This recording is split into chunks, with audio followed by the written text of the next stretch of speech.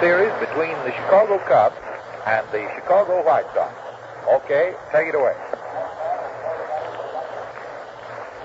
On behalf of George Watson, and myself, this is Fred Fowler bidding you all a good afternoon from Comiskey Park, the home of the White Sox in Chicago, to bring you the second game of the City Championship Series between the White Sox and the Cubs being played this afternoon in Comiskey Park. The game will not start for about 5 minutes, but we have time to tell you about the crowd in the stands and also to give you the lineups for the game to be played this afternoon. Looking up in the press box up here, we would say that there are approximately 15,000 to 18,000 fans in the stands, both in the upper decks and in the boxes below, and it's a bright, sunny day. The fielder clubs are all out on the field down there, all ready for the players to go out, and they've already warmed up and have left the field with just the pitchers warming up down in the bullpen right now. So without more ado, we'll give you the lineup for the game to be played this afternoon. For the Cubs to come to bat first, Galan is going to play center field. Cabaretta, third base. Herman, second base. Demery, right field. Hack, third base. Hartnett, catching.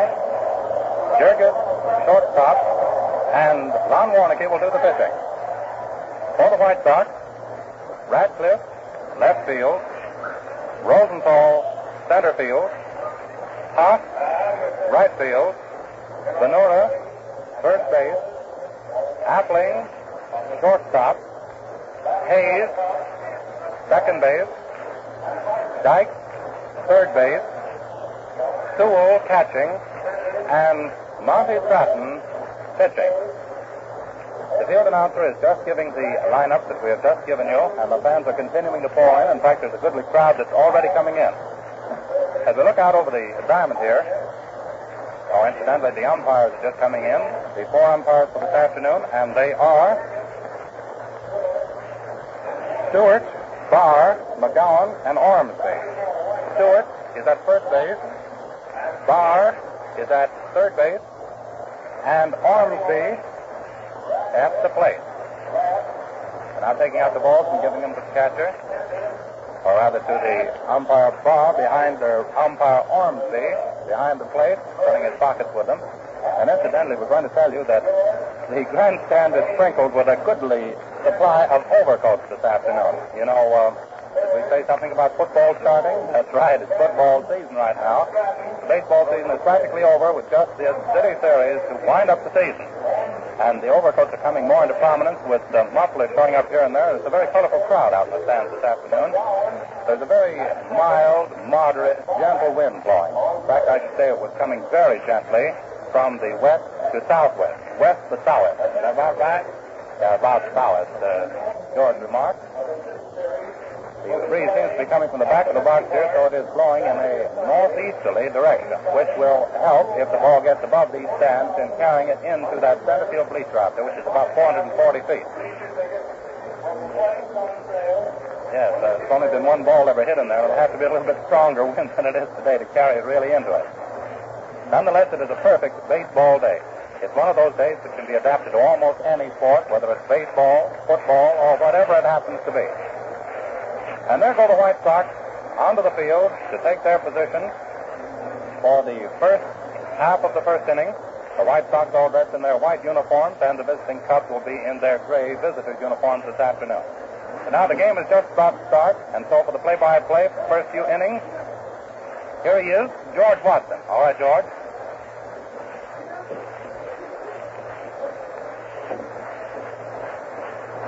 Good afternoon, ladies and gentlemen. We're underway for the second game in the City Series between the Sox and the Cubs. Yesterday, of course, you know, the White Sox came north to Wrigley Field and taught the Cubs a few lessons in baseball by the score of 5-1.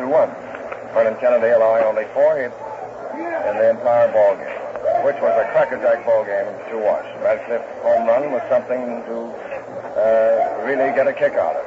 The boys romping home one after another. Our pitcher's warming up now. Monty Stratton pitching for the White Sox with Luke Sewell behind the plate, and the first man at bat is Augie Gallant. Monty Stratton, a tall stringer out there, taking the rosin bag, goes down his cab, getting the sign from Luke Sewell, and the ball game is about to begin. Kick it. On behind him. Getting the signal and take on it. This man Galan. And here it is. The first pitch. And ball one.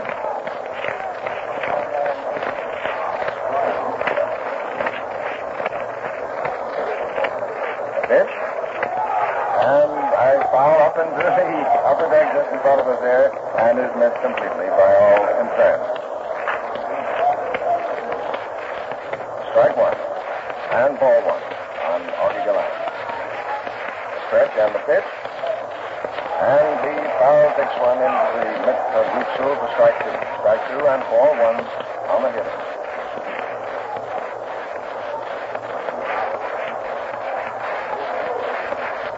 Rosenberg again. Monty Stratton, all right-hander, pitching to Augie Galan, batting left-handed. And an underhand shoot which developed into a ball. So it's two strikes and ball two. 2-2.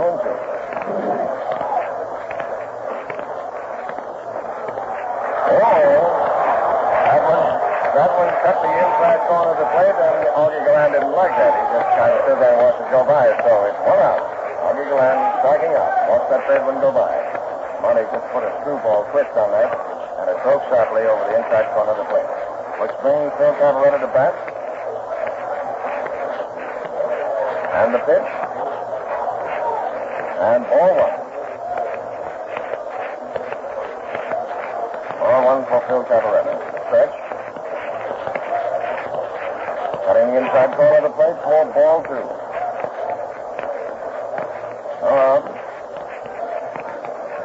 One out, rather. Sorry. Galan struck out. One out, the first half of the first inning. And the pitch. A sharply hit ball down to the second baseman, and he is out. For the second out.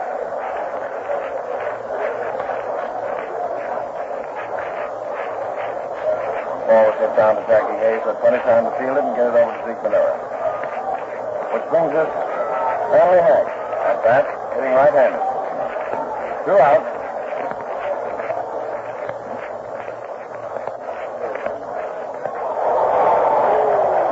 And he dusted him off that time. Oh, I'm sorry. Is that Hack? I'm off the guy. Billy Herman. Billy Herman is the batter. And ball two on Billy Herman. Ball two and strike one.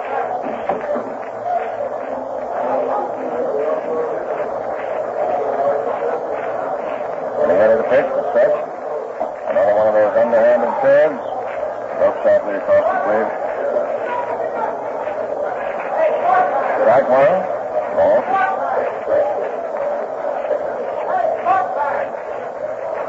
Stratton getting ready to pitch again to Billy Herman. And Billy takes a nice cut at that ball. High fly out into left field. And is taken very nicely by Ripper Radcliffe for the third out. No hits, no runs, and no errors for the Cubs in their first half of the first inning in this second game between the White Sox and the Cubs.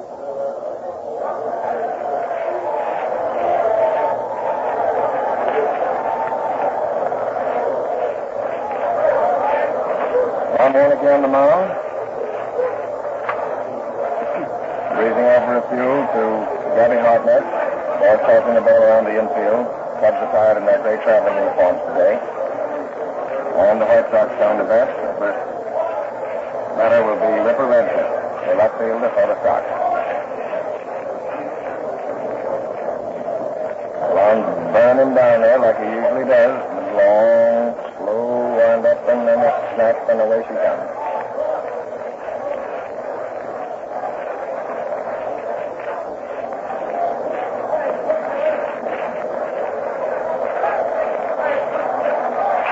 Radcliffe gets right ahead as he comes out. Naturally, the fans are pretty crazy about him, but what he did yesterday by knocking that ball out into the right field bleachers out at Wrigley Field. Radcliffe is at bat. Ron Warnicki on the mound. And we're ready to go. Batting left-handed against the right-handed pitcher.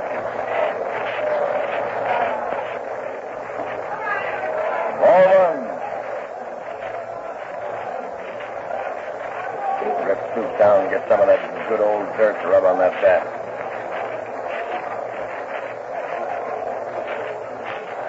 On rubbing up the ball. Get that horse-hide a little loose on there so it'll do a lot of twists and turns. Here she comes. Stretch and the pitch. And right over the heart of the plate for strike one. Strike one and ball one.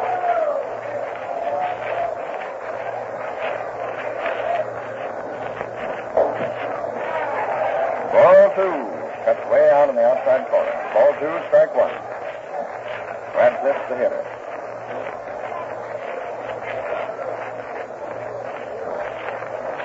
Getting ready to pitch. There's the windup. And a beauty right over the heart of the plate. Rather a slow ball. Had a very freaky curve. Seemed to kind of lob over. Radcliffe stood by and just let it go. Strike two and ball two. Ball three. Ball three, strike two on Ripper Radcliffe. First man up in the Sox part of the first inning. This should be the good one. And Ripper Radcliffe gets the walk. Radcliffe on first. Brings up Harry Rosenthal, the center fielder. Rosenthal at bat, also batting left-handed. Radcliffe on first. And Warnicki getting ready to pitch. Gets his sign from Gabby Hardnett. Boys all in position. Watching first base, and here's the pitch. Strike one. Strike one on Larry Rosenthal. Radcliffe staying pretty close to first base. Lon's looking over there, keeping him pretty well to the bag. Now a little leadoff. Watching him, the pitch. And he tries to bunt, but it turned out foul. So it's strike two on Larry Rosenthal. Boys striking the ball around the infield. Back to Lon Warnicki.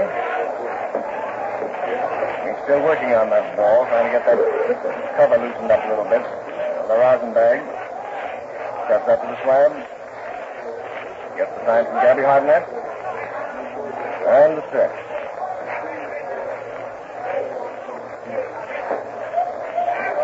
And that was ball one. Ball one and strike two on Rosenthal. Ripper Radcliffe on first base.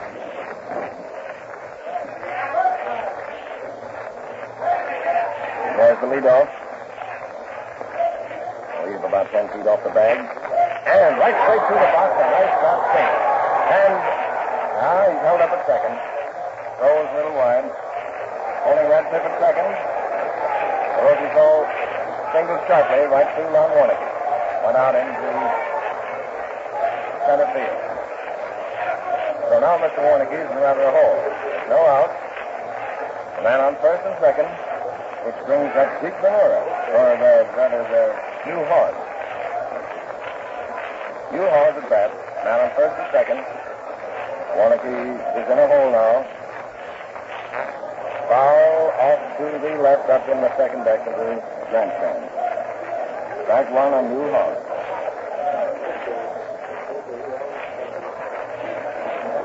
Strike one on Hugh Hawes.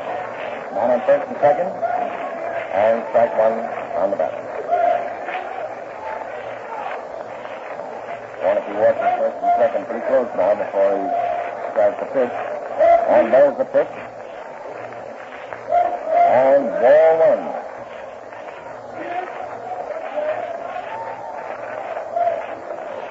The infield playing in close now and figuring that Hawes might attempt a bunt. Ball one and strike one. Ball two outside. What's in this distance happens to be the second nice lead off first and second. Warnicki getting ready to pitch. And here he is. And he bunts right down to Warnicki. Warnicki throws to third. Over. Way over the third baseman's head. Another run coming in. And Hugh Hawes is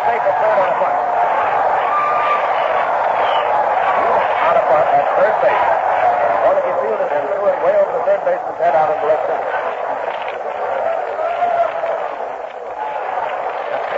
A two-base throwing error. There seems to be an argument about it now. Heavy Hartman is out there arguing with the umpire. Warnicky threw about 6 feet over the third baseman's head and went way out into left center. And we have 2 runs in and pause on third base. A two-base throwing error is what it was. He laid that bunt down perfect. Warnicky could have fielded, which he did, and then threw the third to try and catch the man coming in second, but whoop, over his head it went and clean out into the garden. There seems to be some dispute about it now. Gabby Hartnett's out there arguing with the umpires. But it was a beautiful play, and from where we sit up here in the booth, it looks as though it was safe. But that's up to the umpire to decide.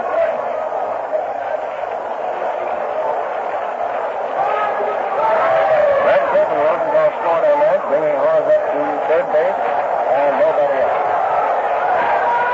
Well, there's a picture of the ball game in the White Sox half of the first inning. Gabby's still arguing down there, but I guess it's going to go. So there's 2 runs in, no outs, and Hugh Hawes on third base by virtue of that bunt he laid down. Warnicky fielded and threw over the third baseman's head, which was a two-base throwing error.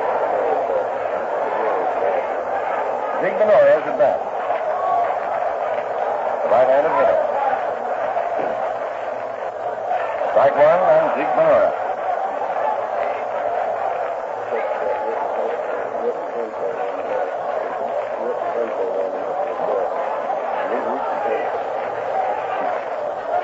The stretch and the pitch. And ball 1 and strike 1 on Zeke Benora. Rudin Henshaw are warming up for the Cubs. Warnicky finds himself in quite a mess out there now with 2 runs in, nobody out, the man on third base, and Zeke Benora at bat with 1 strike and ball 1. Ball 2, strike 1. Mr. Benora is the batter.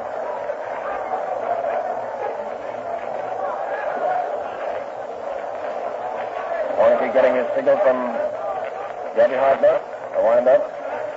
And the pitch. And ball 3. Ball 3 on Zeke Benora with strike 1. Nobody out, the man on third, 2 runs in.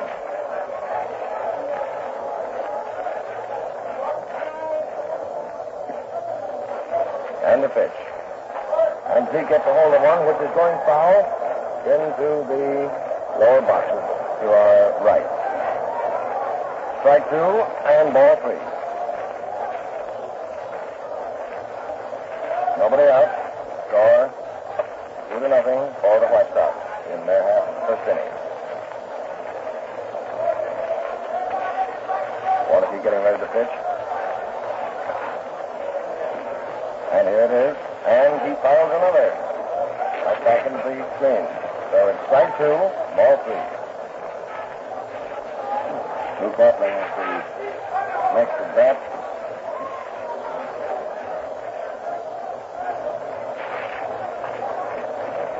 Cubs on the alert now, watching every movement of Ron Warnicky. And Luke fouls another over into the White Sox dugout. The count remains the same. 3 balls, 2 strikes.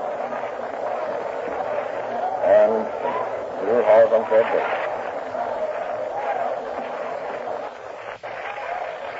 Nice crowd out here today. Perfect baseball weather. A little chilly up here, but nice down on the field. And Zeke Benora struck out for the first out in the second half of the first inning. Luke Appling coming to bat. Hall still on third base. Luke Appling, a champion batsman of both leagues. And Luke gets a mighty nice hand. That's right-handed. Warnicky still rubbing up that ball. Getting ready to pitch now, getting a sign from Gabby Hartnett. And here it comes. Ball 1. High and on the inside. High and on the inside. Ball 1 for Appling. And ball 2. and broke sharply to the outside of the plate, about knee high. Boys playing in close now. Warnocky using the rosin bag quite frequently. And the pitch. And he... A sharply hit ball down to Billy Herman at second, and it developed into a two-bagger. That ball took a nasty hop. It turned right off of Billy Herman's... That ball would be called a hit. A ball that it looked like Billy could feel, but it took a sharp bounce off his shoe, and it's called a hit. And Lou Kapling pulls up at second base. The ball bounded high right out into the right field. And another run in, so it's 3-0 for the Sox. All scored in third base on that two-bagger. Which brings us to bat, Jackie Hayes. One ball.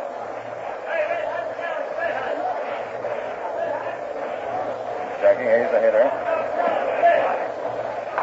And he, now, just a little grounder down that went foul out into the third base coaching box. Ball one and strike one on Jackie Hayes. And one out. One out and 3 runs in for the White Sox. Warnocky getting the sign. And the pitch. Lou Kapling taking quite a lead off second base. Ball 2 and strike one.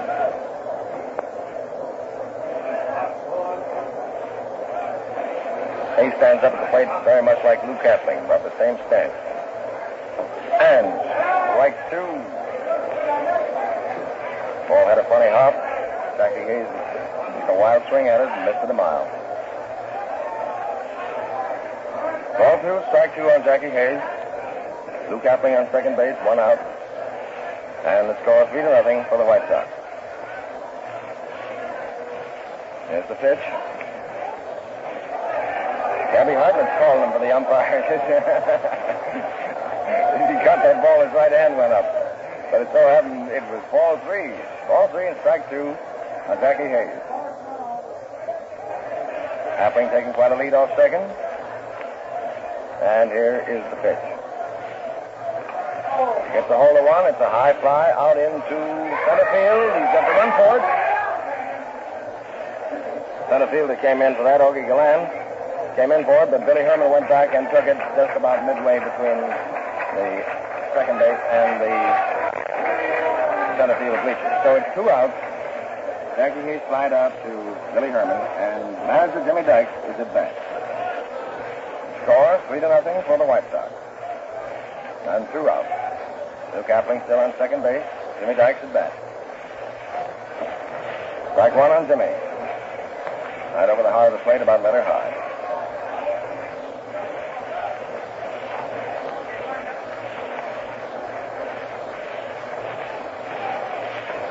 Still the second half of the first inning. Strike 2 on Jimmy Dykes. 2 out. Kapling on second. Strikes at bat. And 2 strikes on manager Jim. And he struck out. Went down swinging. That ends the first half, or the last half of the first inning. That's all. Ladies and gentlemen, the sum has 2 hits and 1 man left on base. And now, ladies and gentlemen, yesterday afternoon, we didn't have us, but this afternoon, it is our pleasure to bring to you that ace, that dean of sports announcers, the man amongst men, that outstanding man. Here he is, in the flesh himself, Hal Totten. Hey, can I get my head in this booth after all of that? That's all I want to know. Whoa, man. Hey, George, what kind of a system do you use down here? Oh, just, you know. You're terrific. This is another, George. This is White Sox. Gee, White Sox.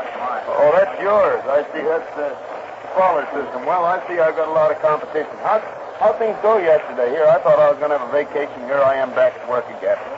No golf. Well, anyway, it's worth looking at, no matter what way you look at it. And going into the second inning, the Cubs are at bat. The White Sox leading 3-0, and we're bearing down with Let's see who's at bat. Frank Demery, the first man up there, and Stratton starts to wind up the pitch. The first one throws, and it's a fastball inside across the weight for ball one. One ball called. That's just Watson sitting down in his usual quiet manner. And there's ball two. It's a fast one inside, in which Demery had to twist away from it to keep from getting hit. Sewell picks it up, looks it over, and calls for another one, which umpire Ormsby tosses him, immediately throwing the other ball out of play. And Sewell stands there, rubs the old shine off, throws the ball back out to the pitcher. Stratton has it and also does a little rubbing up on his own hook back of the mound. It's 2-0, 2 balls and no strikes on Demery. First man at bat for the Cubs in the first half of the second. And there's strike one, a beauty down the middle across the letters. Frank let it go by without offering at it. And the count is 2 balls and 1 strike. 2-1. He hits the next one, a drive into left field. Radcliffe comes in nicely, though, and makes the catch for the first out in the second inning. The ball was well hit and curving a little bit toward the line, but Radcliffe came in. He was playing clear out to the wall and made the catch easily for the first out in the second inning. 1 out, and Stanley Hack, the Cubs' third baseman, a left-handed hitter, tall, slim boy, steps up there to the plate. Hack at bat. And he takes the first one and slips by wide across the knees for ball one. 1 ball called. Throws again, and there's a ball inside and low. So the count is 2-0. 2 balls and no strike. Stratton goes back, uses the rosin bag, steps on the slab once more. Winds up and pitches a high ball outside for ball 3. And it's 3-0 on Hack. 3 balls and no strike. 3-0 the count with the pitcher waiting out there again. Stands there with his back to the plate, rubbing up the ball. And then turns around, walks slowly onto the mound once more. Has the sign, winds up, and pitches, and the hitter gets ball 4. It's over the plate, but too low. And Hack gets a base on ball that puts him on first base with 1 out in the second inning for the Cubs. And Gabby Hartnett, Cubs catcher, gets a hand from the Cubs fans and a big boo from the Sox fans as he steps up there. Gabby was protesting before on the air by Warnicki, claiming only 1 run should have come in when the ball that was thrown by Warnicki went into the canvas down the left field line. And the Sox fans, of course, didn't like that at all and are telling him in no mean language every time he moves around, which is the old city rivalry, boys, the way it should be on both sides of the field. Stratton throws the first one to Gabby, who takes it for a ball. It's over the plate, but too low.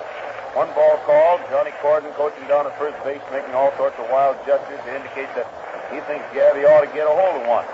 Stratton throws again, and Leo twists away to take ball 2. It's inside, drops out of Sewell's glove. And Luke picks it up, throws it back to the pitcher. Hayes dashed over to cover second, but Hack held first as the ball dropped practically out to catcher's feet.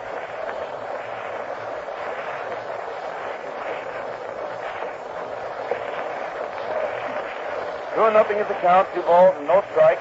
And the hitter hits the next one, a bounder, which Stratton knocks down. He races over towards shortstop to get it, but it's too late, and Gabby beats it out for a base hit, putting Cub runners on first and second with 1 out of the second inning. And Johnny Gill is at bat. Hard smash right back at Stratton, who made a courageous effort to get it, knocking it down with his bare hand. It rolled over toward the shortstop, naturally with the ball hit straight through the box. Appling was tearing for second and didn't have time to stop and shift into the infield to get the ball. Gabby beat it out for a base hit, and Cub runners are on first and second with 1 out in the second inning. And Johnny Gill, husky left-handed hitter up there. Sewell suddenly calls time and asks for the pitcher to throw a couple to make sure that his hand's all right after stopping that one. Jimmy Dykes goes over to talk to him also. Monty seems to think it's okay, however, they're taking no chances. And Sugar Kane has started to warm up down in the left field bullpen just to be ready in case that Monty does have trouble with controlling that ball. You know, that's liable to numb the fingers and make it a little tough. But he's thrown a couple and seems to think he's all right, so we're ready to go again.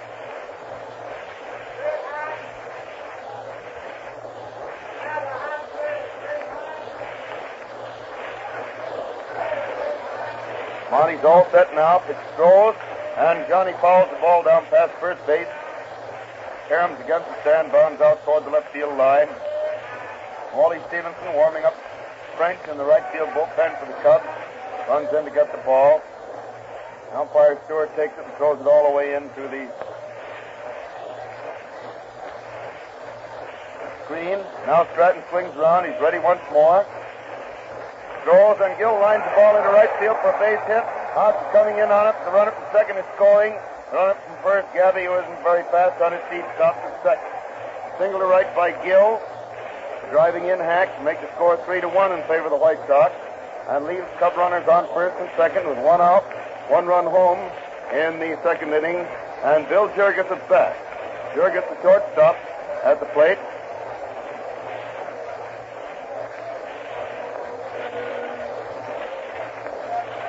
He's a right-handed hitter, stands there waiting as Stratton gets his time. And the hitter hits the ball, a slow bounder back to Hayes, who scoops it up, flips it to Appling. He throws to first, and it's a double play, a good fast double play. Hayes to Appling to Ventura for the second and third outs in the first half of the second inning, ending the inning with 1 run, 2 hits, and 1 man left on base for the Cubs. And the score is 3-1 in favor of the White Sox. White Sox at bat in the last half of the second inning with Sewell, Luke Sewell, the White Sox catcher, the first man at bat.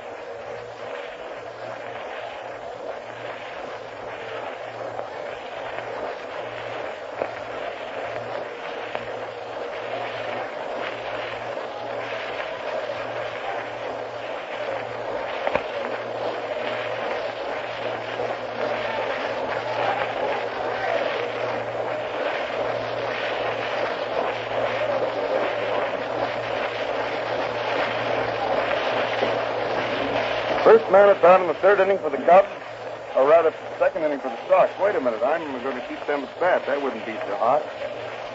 Here we go in the second inning. I guess this score would say, it's sort of funny to see the Chicago team hitting first in the inning.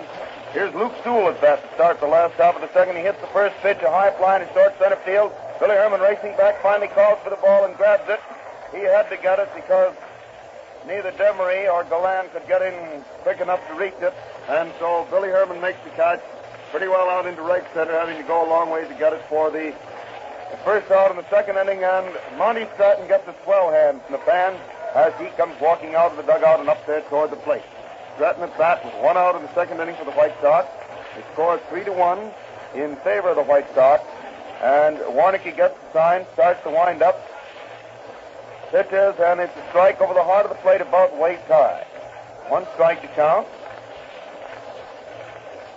Warneke waits there again, winds up once more, and throws, and the hitter takes a strike over the heart of the plate about waist high, and it's 2 strikes.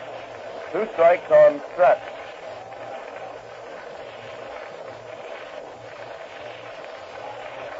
Again, the pitcher throws, and it's ball 1. It's over the plate for 2 low. The count is 1 ball and 2 strikes on Monty.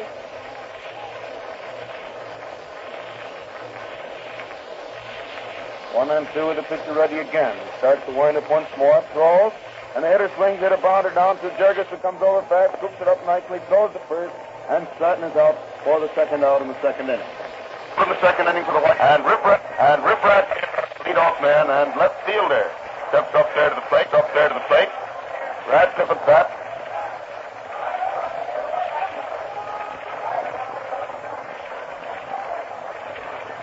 Winds up, throws, and Radcliffe takes a strike over the heart of the plate. Loosened up pretty well, although he loosened up in the first inning when they got busy on him. He's loosened up too much. The next one to follow it up the ground back of the plate for strike 2, making it 2 strikes on the Ripper. 2 strikes on Radcliffe. 2 out in the second inning for the Sox. They're leading the Cubs 3-1. Out in the second inning for the Cubs. Warneke winds up again now, throws, and it's a ball. It's over the plate for 2 low, and the count is 1 ball and 2 strikes on Radcliffe. 1 and 2 the count. 1 and 2. Pitcher ready once more. He's winding up. Throwing, did a ball out to right center to make the catch for the third out. 3 out. The ball was mighty well hit, and Demery had to race back toward right center out in front of the scoreboard. He got that ball, although still within about 20 or 25 feet of the scoreboard. So it's no runs, no hits in the second inning, and at the end of the second inning, the White Sox are leading the Cubs by a score of 3-1. Well, Fred, you got something to say here? I have, Hal. This baseball presentation featuring Hal Totten is coming to you as a presentation of the Voice of Labor. WCFL, Chicago. All right, Hal, it's yours. Well, all right, I got it. In fact, I had it all the time. I was right over your shoulder. They got you out here in the cold now, Fred. You don't sit down there taking it like you did. Taking it easy in that air-cooled studio in that hot weather. Remember that, George? Oh, boy. What are you moaning about? You used to sit here. Look at what you got on today. One coat, one sweater, another coat. And I can remember when he used to sit here, and once in a while he even peel off that striped shirt. Here we go. Warnick gets out in the third inning. He got a nice hand as he came up there. Pitcher winds up, throws, and Lon swings hit a ball down to Dykes back at third base. Jim gets it, arches the ball across the diamond, and Warnick is out for the first out in the third inning. One out in the third inning for the Cubs. And Augie Gallan, the Cubs center fielder, steps up there. The leadoff man is back.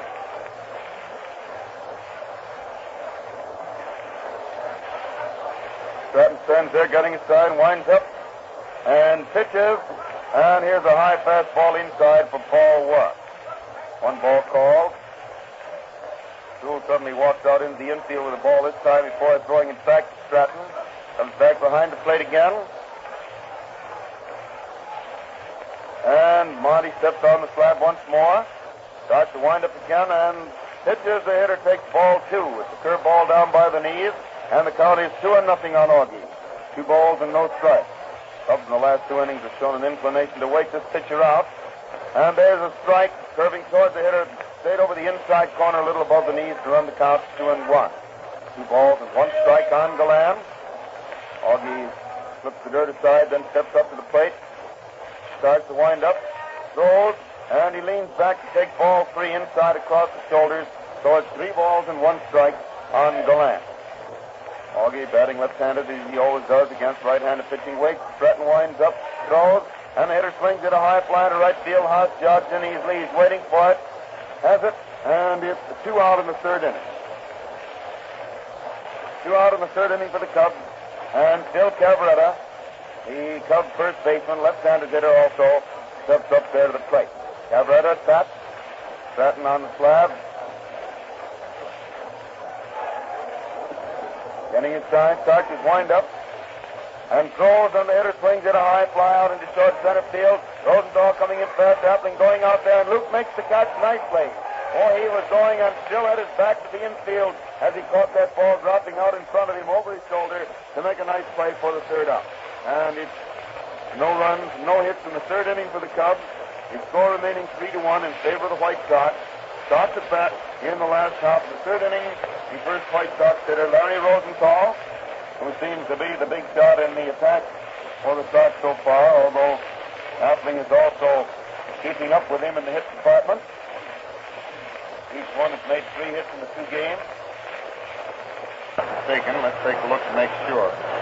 Yesterday, Rosenthal had 2 hits and 4 times at bat. Now Appling had 1 hit and 2 times at bat. He had the 2 walks. I knew their percentage was the same. So Rosenthal now has 3 hits in the series, and Appling 2, as far as the White Sox are concerned. Oh, Lucius Luke showing it's no luck that he was up there leading both leagues in hitting. Last top of the third inning, Rosenthal up there at the plate. Husky left-handed hitter, who, from all prospects, should be one of the real rookies of the year next summer when he gets the first full season. He hits the first pitch to fly to left field. Gill is going back, grabs for the ball, and makes a great backhanded catch of it. The only trouble was he wouldn't have to make a great backhanded catch of it if he judged it right in the first place. Johnny went racing way back there to the wall, but he was running almost in the wrong direction. And finally, at the last minute, he veered over toward the foul line and made a one-handed backhanded stab of that long drive and held onto it for the first out in the third inning. And now Haas at bat swings the first pitch to foul it up into the second deck and a bounce clear back out into the field. And it's 1 strike on Haas. 1 strike to count. He winds up again, throws, And Mule swings and fouls the ball off the end of the bat. It just missed Benura. Dashed over and hit the stand to the left of the plate and rolled back out in the field. Zeke gets it, throws it over to the fat boy who decides it should go into the screen, not the bench. Rolls it over to the announcer down there. So it's two strikes on Hart. With the pitcher waiting there again, he winds up and throws, and Mule takes a wide one low for ball. And the count is 1 ball and 2 strikes on Hart. Warnicki gets the ball back from Hartnett. Stands there getting his sign. He's winding up and throws, and the hitter swings the high fly out into left field. The left fielder Gill starts in on that, then changes his mind, backs up a little, and has that one easily for the second out. So it's 2 out in the third inning for the White Sox, and Benura is at bat.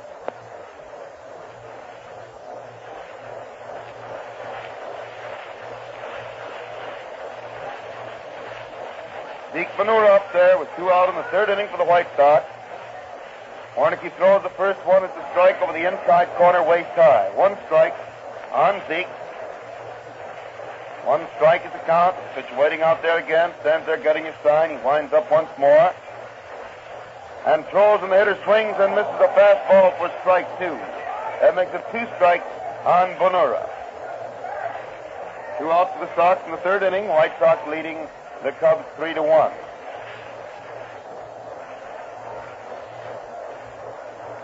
Ready again, winds up, throws, and it's over the plate for 2 low for ball 2, or ball 1 rather. The count is 1-2, 1 ball and 2 strikes on Big Zeke. 1-2 the count. Warnicki waiting for the sign, has it, winds up again. Throws, and the hitter takes ball 2, and Hartnett wags his head at Warnicki as though to say that ball didn't go where he expected it to. Throws it back to Lon, flips the glove up over his wrist. Rubs the ball up a little bit, uses the rosin bag, and comes back on the slab.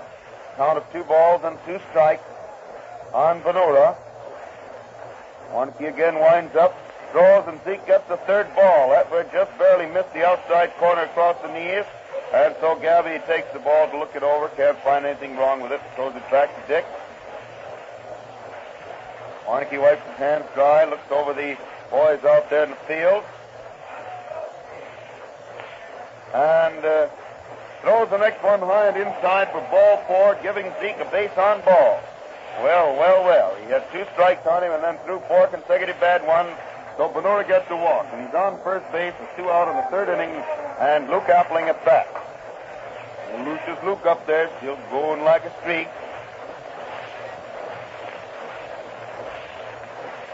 Warnicki seems to have a sign. He's ready to pitch and throws, and it's inside and low for ball 1. 1 ball called.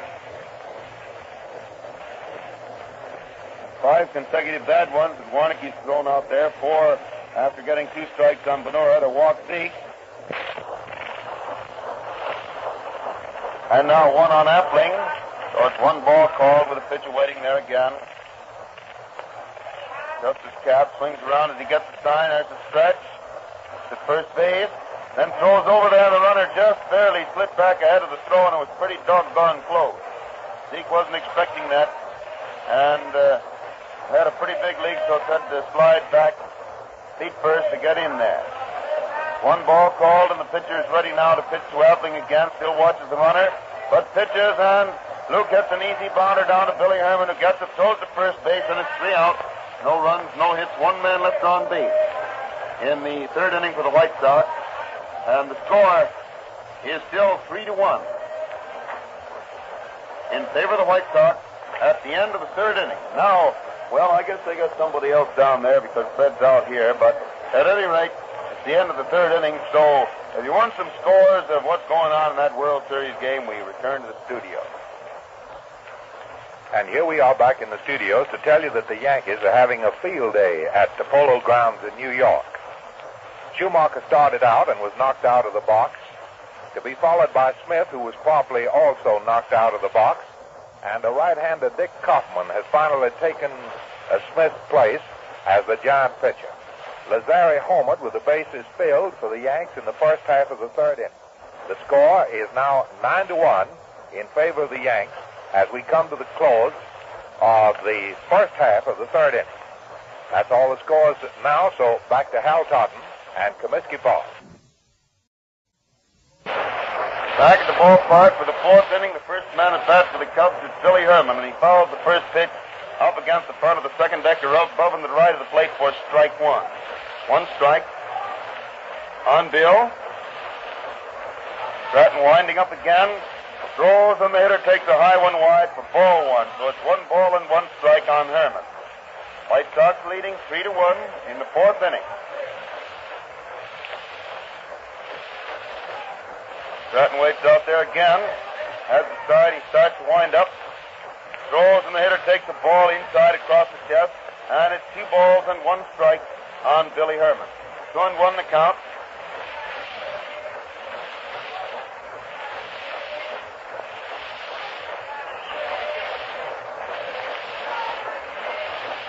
Two and one is the count, and the hitter swings again to miss a high fastball inside for strike 2. And it's 2 balls and 2 strikes on Billy Herman.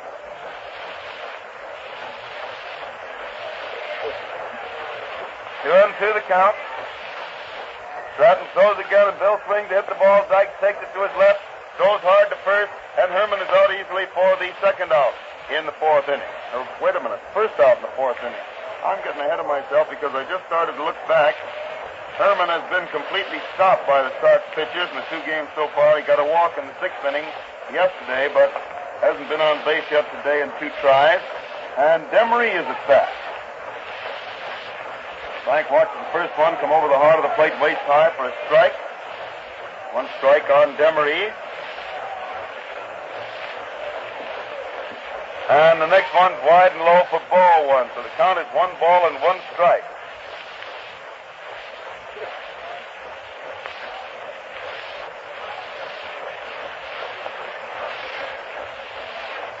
One and one the count. The hitter fouls this next one into the second deck down in front of us, a little to our right. And it's 1 ball and 2 strikes. 1 and 2 on Demery. Stratton throws once more. Frank gets another ball high and wide, making it 2 balls and 2 strikes. 2-2 the count. Monty goes back to use the rosin bag this trip, then comes back onto the rubber once more. Stands there getting it signed. Starts to wind up. And pitches, and the hitter swings the high foul going into the stands back at first base. Minora comes over in his, what pose is that? Number 7, that one with his hand in the air as he comes over there. But anyway, he was shading his eyes from the sun, and ball landed pretty well back in the seats out of his reach. It's still 2 balls and 2 strikes. 2-2 on Frank. And he hits the next for another foul into the stand to the right of the plate. Misses the second deck, goes into the lower. 2 balls and 2 strikes. 2-2 the count.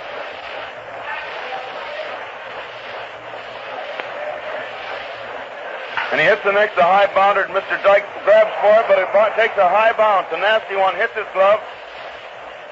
Bounds out back of Appling, and the runner is safe at first base on what I imagine is a hit. Because it took a very, very bad hop just as it was about to get there, yeah. It's a base hit for Demery.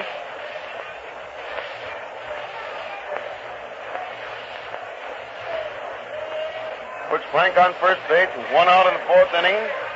And Stanley Hackett bat. Stratton gets ready to pitch the first one, throws, and Stan hits the ball hard out into left center. Rosenthal dashes over there and makes a very, very nice running catch and throws the ball into second base to chase the runner back to first. For some reason or other, they didn't have Hack figured just right there, I'm afraid, because Rosenthal was playing in dead center field instead of left center where they usually play Stan. As a result, he had to do a lot of running to get to that ball and make a sensational catch, but Hack hit the ball right in his usual groove. And now Hartnett takes the first pitch high and inside for ball 1. 1 ball called. Emery on first base, 2 out of the fourth inning. 1 ball called on Hartnett. Stu looks the ball over, throws it back out to Stratton.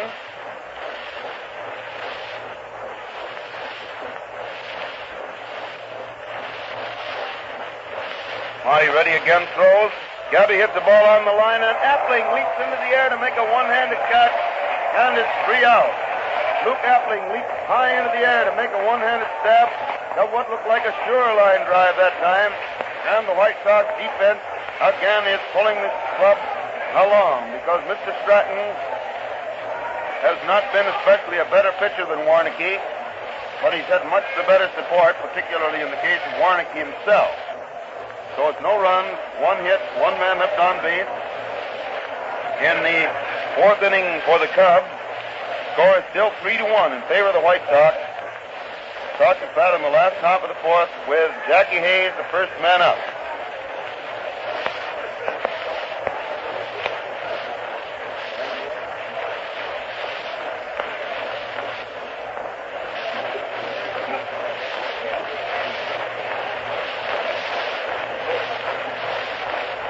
Warnke's been out there warming up with Ken O'Day. Hartnett standing right back of Ken. And here is Jackie Hayes walking up there at the plate to be the first man at bat in the 4th inning. Hayes up there.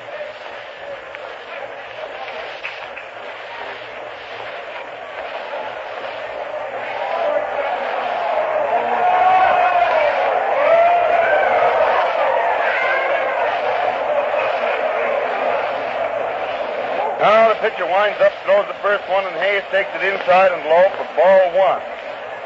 You people probably heard this on the switch back to the studio, but the crowd's cheering when the 3rd inning score of the Yankee-Giant game goes up, which shows one of those old Yankee innings. And here's a wide one low for ball 2, and the count is 2-0 on Jackie Hayes. First man at bat in the 4th inning for the White Sox.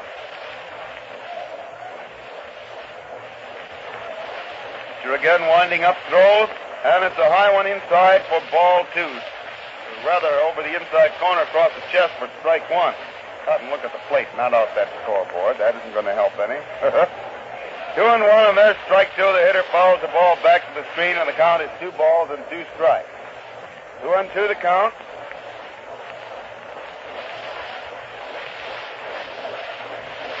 Two and two with the pitcher ready once more.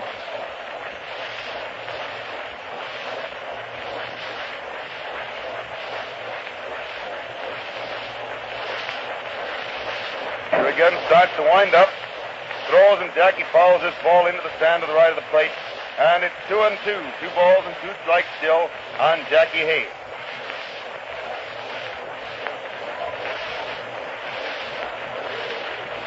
Ernie? Well, City Series Ernie's here. How you doing, Ernie? Coffee looks all right. 2-2 is the count, and Hayes swings to the next, hit a high foul to the right of the plate. Cabaret is coming in from first base and makes the catch just about halfway between first base and the bench, and then he threw the ball to Hartnett, who threw it back clear past him, and it goes on down the right field line where one of the boys from the bench catches it, throws it on in. And Jimmy Dyke steps up there to the plate.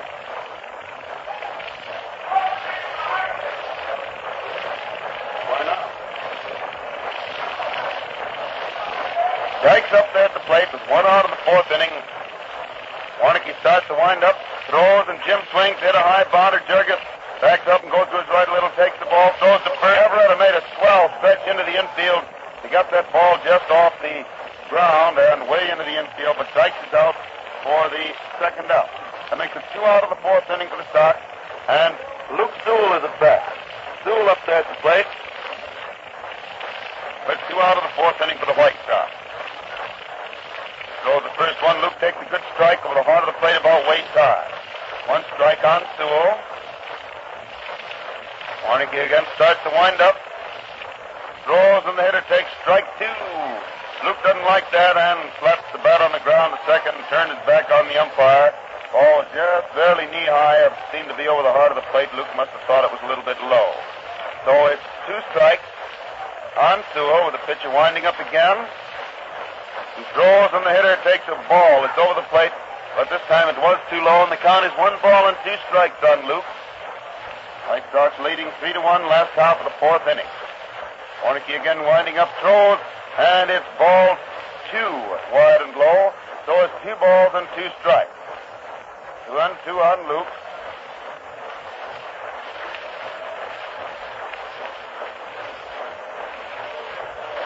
And the hitter starts to swing at the next, but he tried to stop, but he went on through with it, striking out for the third out. Tried to stop that swing, but the ball was the bat had started around too hard, and he couldn't pull up on it. And so he strikes out for the third out in the fourth inning. No runs, no hits in the fourth inning for the Sox. And the score is still 3-1 in favor of the White Sox. Cubs coming to bat in the first half of the fifth inning with Johnny Gill, the first man up.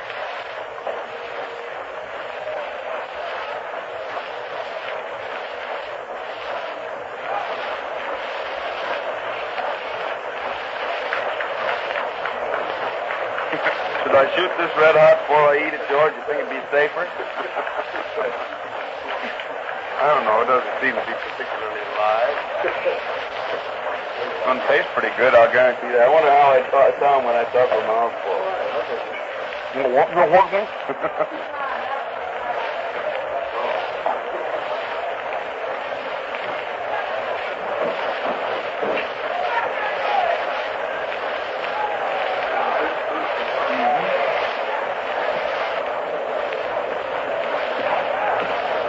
Well, that mouthful was good. I don't know when I'll get back the next one. I am working here. Yeah. Gill hits the first pitch, an easy bounder down to Hayes, who gets it and throws to first base. And Johnny is out for the first out in the fifth inning, bringing Bill Jurgis to bat.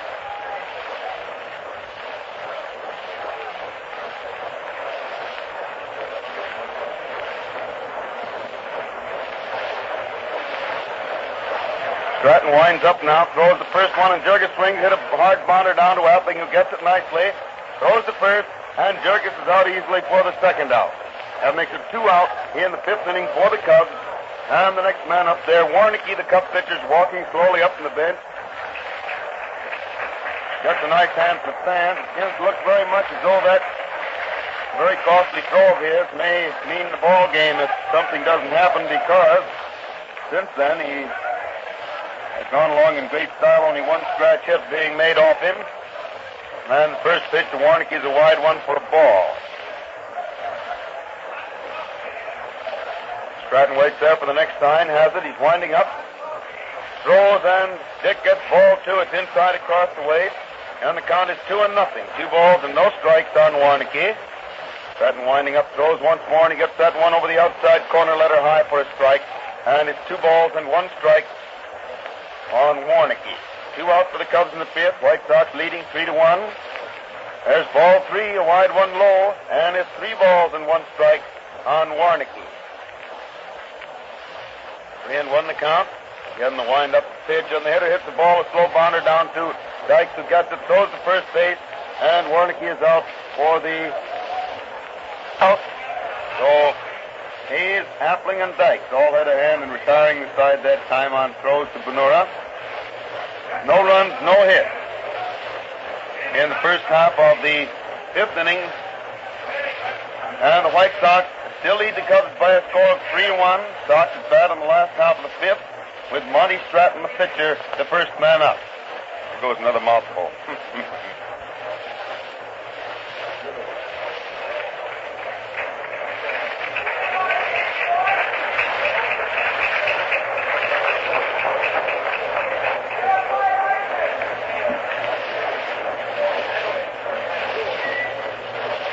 The way this kid's been pitching since he got back in that lineup, after all the operations and things, it begins to look more and more as though the illness that caused him all that stay in the hospital and the long layoff to recover his strength and get back in shape may have cost the White Sox not only second place, but possibly more, because he certainly has been a great pitcher since he got back in there as he was before he was taken ill. Stratton at bat. Warnicki's first pitch is a strike over the heart of the plate, waist high. 1 strike on Stratton. And Warnicki winds up, throws again. Monty swings and hits the ball hard. And Herman makes a great backhanded stop back at second base to get the ball, throws to first. Cavaretta drops it, and the runner is safe. Herman made a wonderful stop back at second base. A great backhanded stop. Threw to first. The throw is out there. There's an error charged, but they haven't told us yet who is charged with it, whether Cavaretta for dropping the ball or Herman on the throw. The error is charged to Cavaretta for dropping the ball. It was a marvelous play by Herman, but Bill dropped the ball.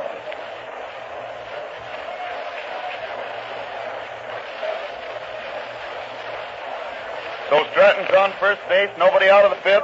Radcliffe hits the bounder down to Jurgis, who gets it, flips it to Billy Herman. He was ready to throw to first, but the ball had been hit so slowly that Radcliffe was practically at first base, and Bill held the ball, letting Radcliffe reach first without a throw. He didn't have a chance of getting his man.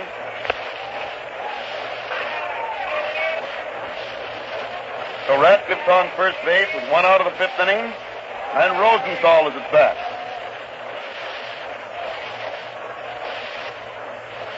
Warnke watches first base, throws, and the hitter takes the curveball wide and low for ball one.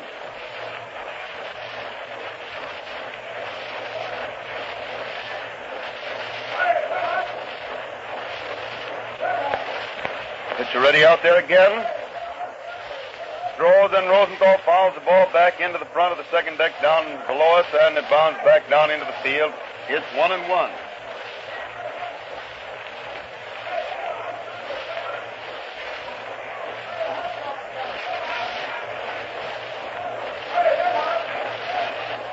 One and one is the count now on Rosenthal, left-handed hitter. Warnke waits there again for the sign. Swings around as he gets it. And pitches, and the hitter swings it a long foul away down the left field line, back underneath the second deck, and it's 1 ball and 2 strikes.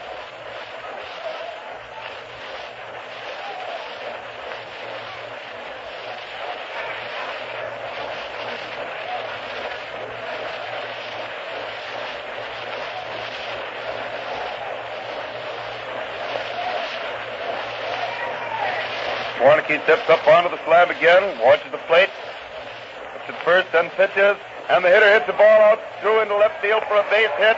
Jurgis, who was playing pretty well to his left, couldn't get a hold of it because he had a long way to go, and as a result, the ball goes through into left field for Rosenthal's second hit of the day and 4th hit of the series.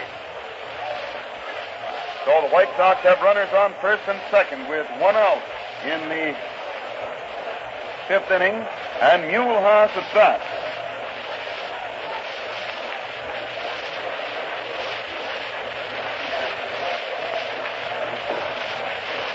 Warnke ready now. Back at second base and throws, and Haas takes a wide one and was curving toward the plate, but didn't curve soon enough. And it's ball 1. 1 ball called. Warnke throws again for ball 2. It's wide and low, and the count is 2-0 on Haas. 2 balls and no strikes. White Sox runners on first and second, 1 out in the White Sox are leading the Cubs by a score of 3-1.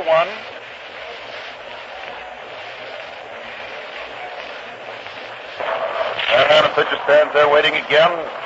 Swings right, takes another look back at second base. Then throws, and it's a strike over the heart of the plate about waist high to make the count 2-1 on Haas. 2 balls and 1 strike.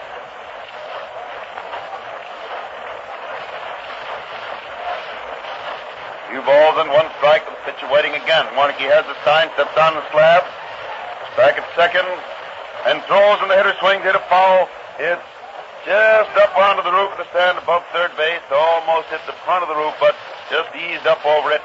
And it's 2-2. 2 balls and 2 strikes on Haas.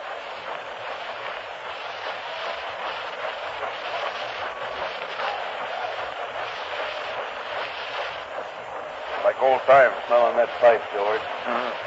I find I can still stand it. I don't know. 2-2 is the count, but you throws again, and the hitter swings to foul the ball back to the screen. It's still 2 balls and 2 strikes on Haas. Remember, White Sox runners on first and second, 1 out in the 5th inning. White Sox leading by a score of 3-1.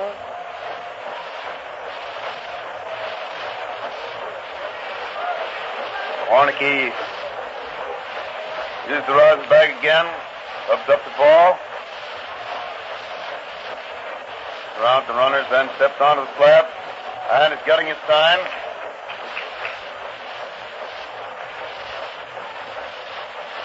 And pitches, and the hitter hits the ball hard toward left field. Jurgis comes up with it nicely, throws to second. Herman's throw to first, completes a double play, although Cavaretta had to make a sensational reaching catch away out to the right. a very fast and long double play. One of those plays that had to be made lightning fast or had been too late. And Cavaretta redeemed himself that time after having let the first man get the base by dropping a throw. He made a very fine play to reach way out to the right and get Herman's hasty throw to first to complete that one.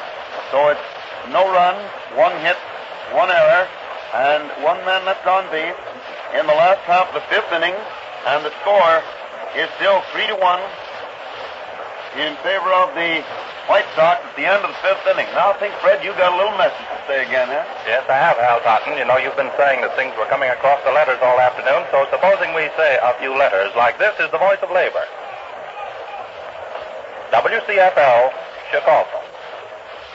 Oh, I guess I see what you got to do. Be a studio announcer. You got to be able to come up with things like that. Quickies, huh? Oh.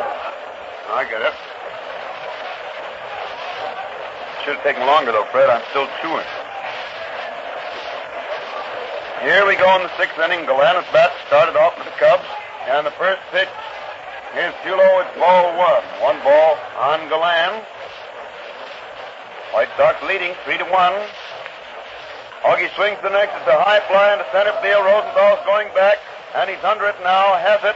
It's one out in the sixth inning. One out of the sixth inning for the Cubs. And Cavaretta is at bat.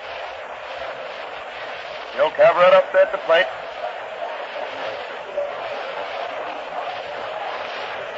Yeah, Mr. Rosenthal was throwing divots as he raced back to that one. Stopped up. Stratton throws the first one, and Phil swings at a high one. Tried to get around on it, but he topped it and hit it down toward the first base coach's box where Johnny Corden gets it. Throws it back to the pitcher. It's one strike on Cavaretta. That with one out for the Cubs in the sixth inning. Stratton throws again, and Phil takes the curve ball inside and low. The ball bounced into the air out of the catcher's glove. Landed out in front of the plate.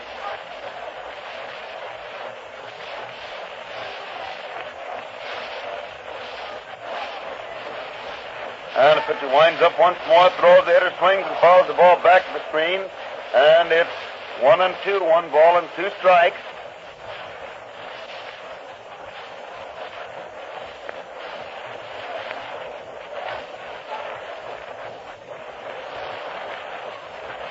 One and two now with the pitcher ready again. He winds up, throws, and Phil lines the ball into center field for a base hit.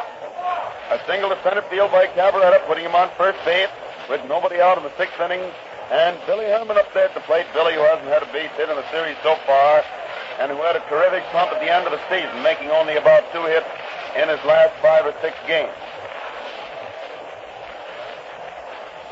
Herman at bat, 1 out of the sixth inning. Cavaretta on first base.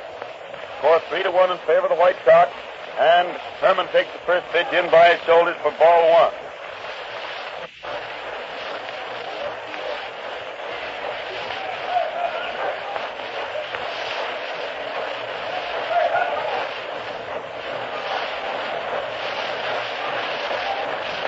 One ball called. It's ready again. Throws for a strike. A beauty over the heart of the plate, just about let her high, and the hitter let it go by. So it's 1-1.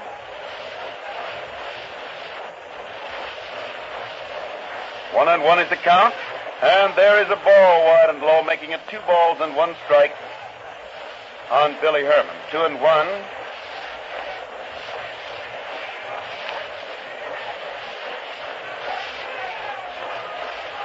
Once again, the pitch is ready. He throws, and the hitter swings a high foul coming back toward us, lands just in front of us in the second. Van caught it there, and the force is catching it. Landed him kerplunk back in his chair there, and it's 2-2 on Billy Herman. 2 balls and 2 strikes. Outfielder's playing him fairly deep, a little bit to the right. Haas is playing him pretty well toward the line, and Rosenthal a little bit toward right center.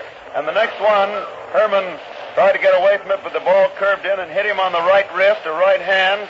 Charlie Grimm comes tearing in from the coach's box and apparently hurt him pretty much. And Luke Sewell bends over him. Stratton comes in to take a look. And the trainer, Andy Lotshaw, comes running in. Woody English, the captain, running onto the bench up there at the plate. That ball seemed to sail as it got up there at the plate. Here comes Doc Davis now, the club physician. Well, they'll have a real delegation up there. And Herman shows any signs of being hurt that way, you can count on it. He's plenty hurt because he's one of these boys that doesn't show much in the way of emotion when he gets bumped or cut or anything else. And that ball seemed to hang out there in front of him. He started to step one way and then another, and then it shot in toward him and hit him. Doc Davis is now working on his wrist to see whether it might possibly be fractured, or if he can see any signs of it, he'll go right out of there.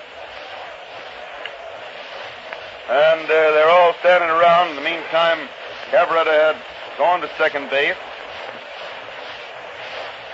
and is standing out there talking to Appling. Hayes also there. Herman walks away from the crowd and stands there and leans over on his knee. Charlie Grimm talking to him, telling him if he doesn't feel all right to get out of there. And Billy probably wants to stay in. Stratton starts back to the mound to throw a few to Sewell. Keep loosened up there while the rest of the boys still gather around. Jimmy Dykes, the manager of the Sox, is also up there, taking a big look, and Benura's in there also. Herman finally decides to go on down to first base. That right arm is hanging alongside of him. He walks down there, but he gets a nice hand. Benura walking alongside of him, the two of them talking.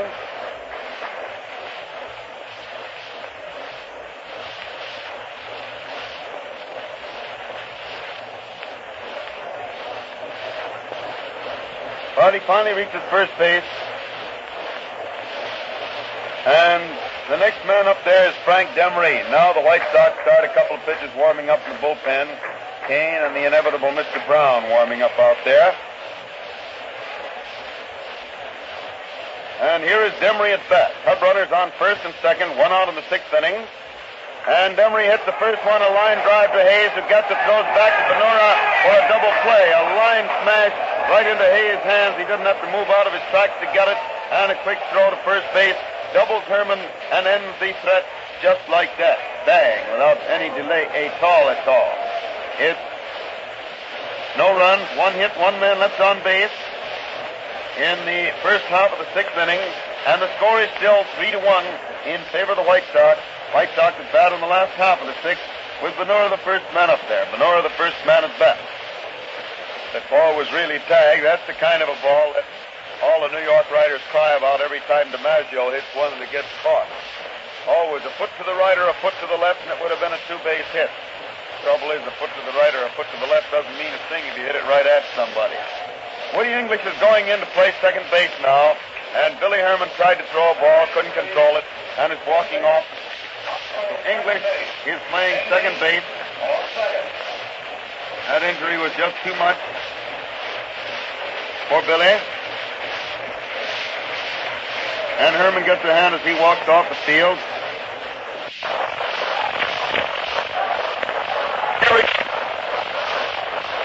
Pitcher Warnke out there gets his time, starts, throws, and the hitter hits the ball right to the good hard line single. That ball all but back right out. Warnke is good with by him. And first base with nobody out by the Sox for the White Sox. The White Sox league leading hitter, major league leading hitter, shortstop, right-handed hitter is at bat. Benura on first base, Appling up there at the plate with nobody out in the sixth inning. Warnke ready, pitches, and Appling drives the ball into right field for another base hit. Right fielder Demery grabs the ball, fumbles it, but picks it up again, and Benura turns and goes back to second base. And it's Appling's second hit of the game and third hit of the series. So the White Sox have runners on first and second, nobody out. And Jackie Hayes is up there at the plate. Boy who has done great work the latter part of the season and proved at least these justified things I said about him for 3-4 years when he really had his chance and got in there and could bear down. What a second baseman and tough hitter he is, although not only tough this year, he hit .312 for the season, which is a lot of hits. Cubs again start Henshaw warming up and Root. Henshaw and Root warming up in the right field bullpen, and the Sox are keeping a pitcher warmed up down their side of the field. Kane. And now Hayes bunts the first one. Hack gets it, throws the first. English getting over there to take the throw on the sacrifice. And it moves the runners to second and third. With only one out in the sixth inning. And Jimmy Dykes, always dangerous in a pinch, is up there at the plate. Now we have one of those tough pitchers in the pinch against a tough hitter in the pinch. and we'll see what happens. The infield playing in part way to the infield grass, not all the way, and they're going to walk Dykes and take a chance on Sewell. Going to walk Dykes on purpose. It isn't so much to take a chance on Sewell as it is to get the bases full where force plays are possible.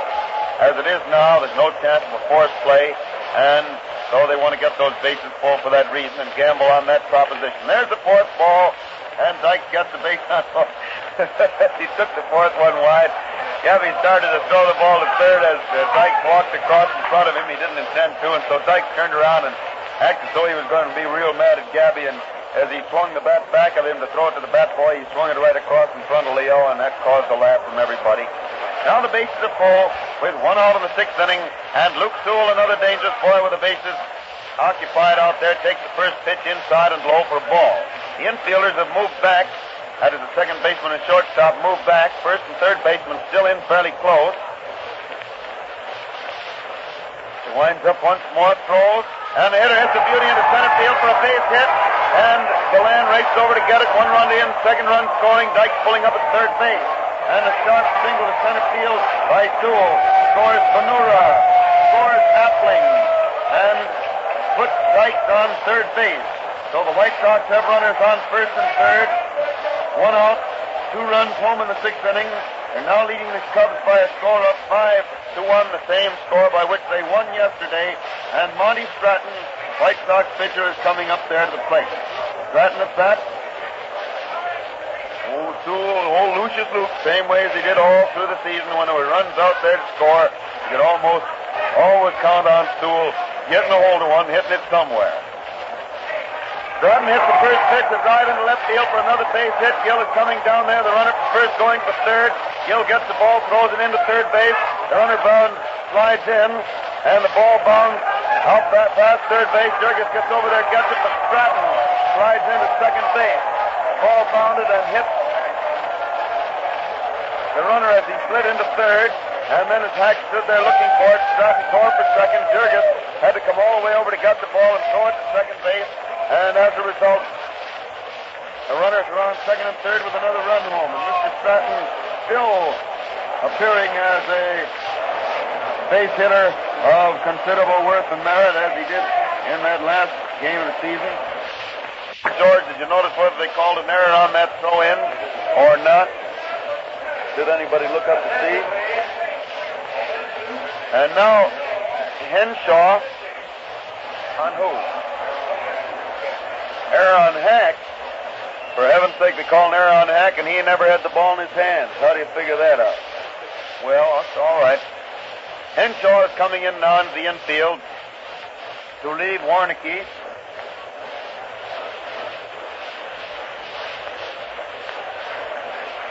And Lon turns and starts over to the dugout.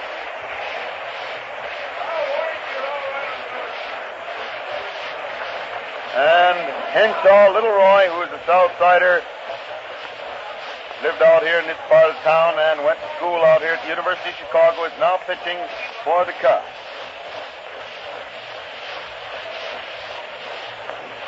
White Sox have 3 runs home, 1 out, still have runners on second and third.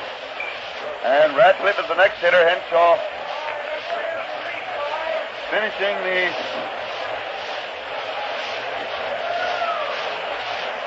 warm-up. Bases Ratcliffe now. Ratcliffe up there. Henshaw starts to wind up. Throws, and it's a bad ball. Wide and low for ball 1.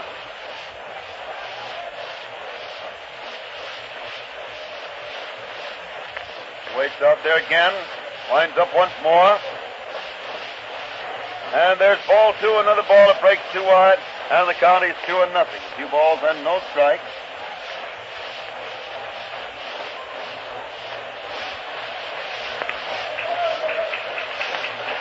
Roy waiting there for the next sign.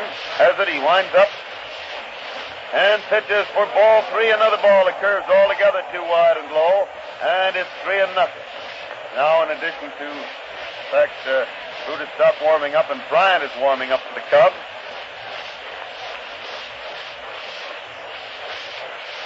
Henshaw gets his sign, winds up again. Throws, and the hitter takes strike 1. It's over the heart of the plate, just a little below the waist. to run the count at 3-1. 3 balls and 1 strike.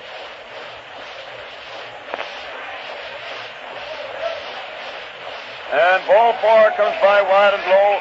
Ratcliffe gets the base on balls, and the bases are full.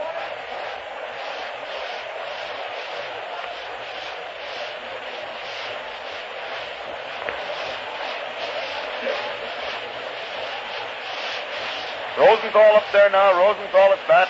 Already the leading hitter of the series, and robbed 1 hit a little while ago on a good fielding play. Made 2 hits so far today, 2 yesterday. Larry Rosenthal at bat, and the first pitch curves pretty wide and low for ball 1. Coming up there at the plate and then curved very sharply and way outside. So it's 1 ball called.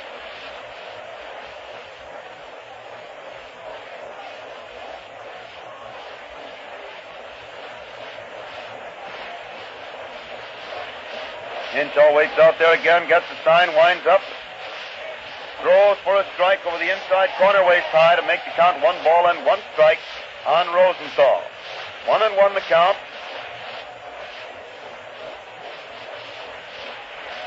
Henshaw winds up again, pitches the hitter, fouls the ball above and to the left of the plate into the second deck, and it's 1-2. 1 ball and 2 strikes on Rosenthal. 1-2 the count.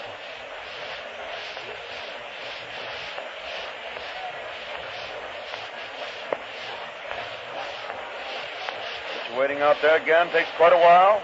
Finally starts to wind up. Throws, and Larry swings, hit a ball hard down to Cabrera, who grabs for it, and it bounds away from him and gets back to English, who throws to first to get the runner, but the runner is safe. Cabrera, after fumbling the ball, started after it, but English waved him back to first, and by the time he got back there, the runner is safe, and it's charged as another error for Cabrera, who missed tagging the bag. That rule is definitely covered. When a man fails to tag a base, why, he is charged with an error.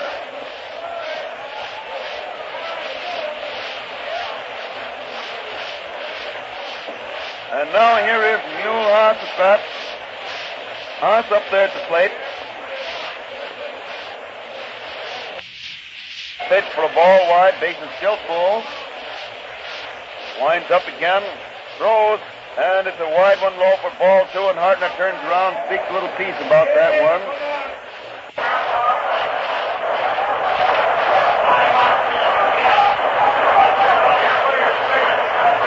Four-runs home this inning. White Sox now leading 7-1. Jurgis comes over and talks to Henshaw for a moment.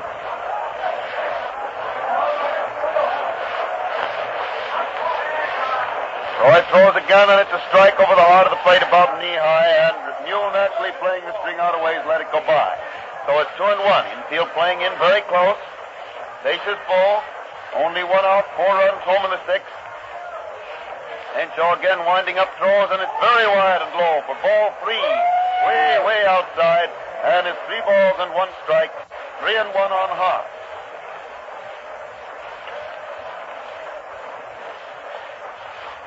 Henshaw waiting out there again. Winds up. Throws, and Mule gets ball 4. It's wide, and a run is forced across the plate. The run is forced home as Haas walks. The 5th run of the inning, and the White Sox lead 8-1. And English walks in to talk to Hartnett a moment and looks over toward the bench as though they may expect Bryant to come in there. Base is still full. 5 runs home in the 6th inning. English is talking to umpire Ormsby, who turns to tell the field announcer what to announce, and the pitcher starts in from the right field bullpen. Hartnett's out there talking to Henshaw, leaning on his shoulder. Roy frankly, he had a curveball breaking off today. It was just about as tough a looking curveball as I've looked at for a long time.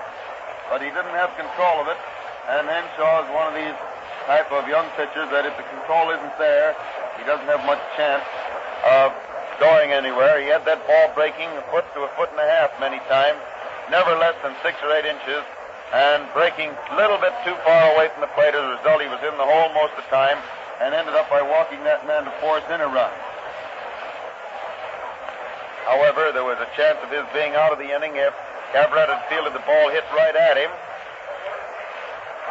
He He wasn't charged with an error on that, but he was charged with an error when he failed to touch first after taking the throwback of the ball from English. And now Clay Bryant, big husky right-handed pitcher, is out there on the mound finishing his warm-up.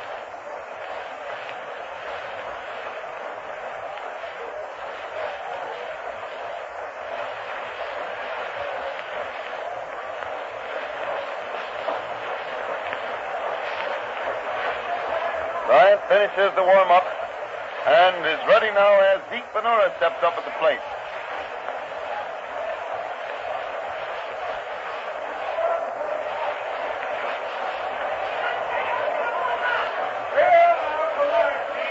Clay takes a look around, see where everybody's playing out there, now gets ready to pitch the first one to Benora.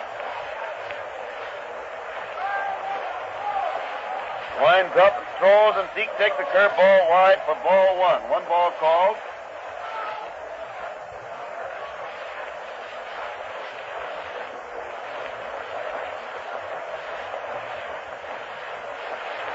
Ready again, starts to wind up, throws, and it's ball two. It's over the plate, but too low, and the count is 2-0 on Benora.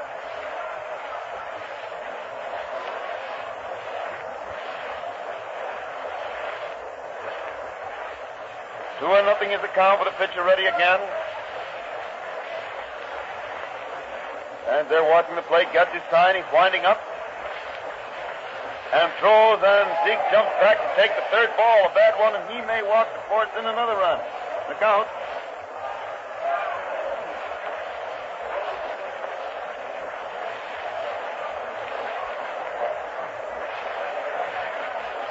And the next one comes down the middle for a strike. Zeke put on a big act that time. Started for first base. The ball was cut the heart of the plate waist high. Couldn't have been more of a strike anywhere. It's 3-1, 3 balls and 1 strike on Benora. Bryant rubbing up the ball again. And ball 4 comes inside, and Zeke also gets a base on ball. And another run is forced across the plate. 6th run of the inning.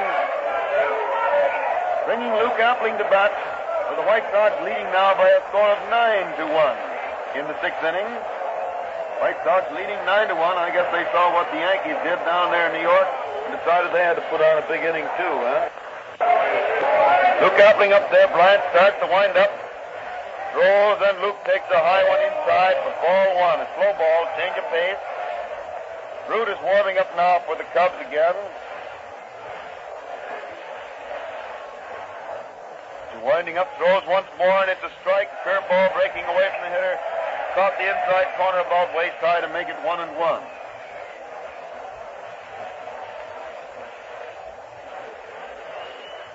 It's the next one. A beauty into left center for a base hit. 2 more runs are scoring. The runner for first, carrying for third, and Gill's throw is very wide. By the time Hack recovers it, Appling has raced to second. Line single to left center by Appling, scoring Rosenthal and Haas. With 2 more runs. 8 runs this inning. White Sox now leading by a score of 11-1, and they still have runners on second and third. With only 1 out, the 1 out being a sacrifice by Hayes, who was now at bat earlier in the inning. Infield still playing back as Jackie takes the first pitch for a strike over the heart of the plate, waist high.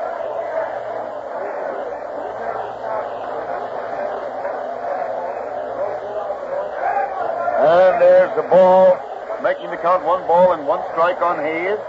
1-1 the count.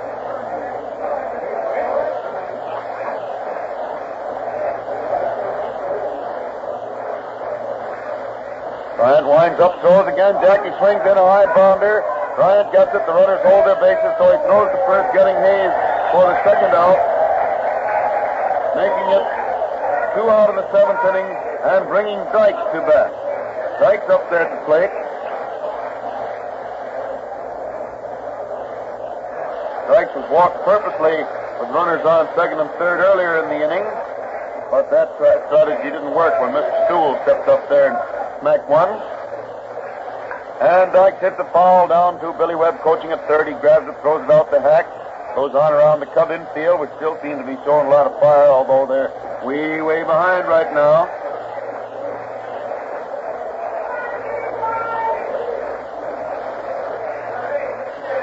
Winds up, throws again, and Dyke takes a slow one, the curve ball wide for ball one, and the count is 1 ball and 1 strike. 1-1 the count.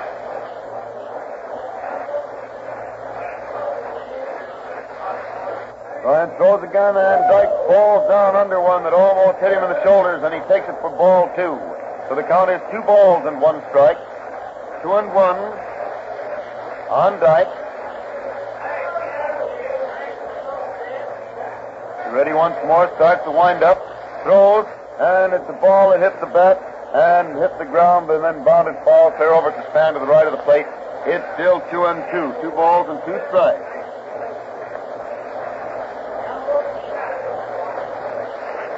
Bryant waits there, rubbing up that ball pretty carefully. Finally starts his wind-up and throws, and Dyke... Dyke did the same thing that time he did before, and he looked at the bat, and he looked at the plate, and he said, I couldn't do it again if I tried. He starts to swing, and then as he pulls back, he doesn't pull back quick enough. The ball hits the bat and bounds down onto the plate, and then caroms clear over to the right against the stand. 2-2, and there's ball 3. It's inside across the waist to make it 3 balls and 2 strikes on Jimmy Dyke. 3-2 the count.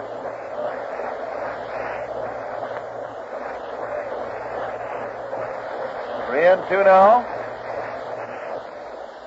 Throws again, and it's ball 4 wide, and Dyke gets his second walk of the inning.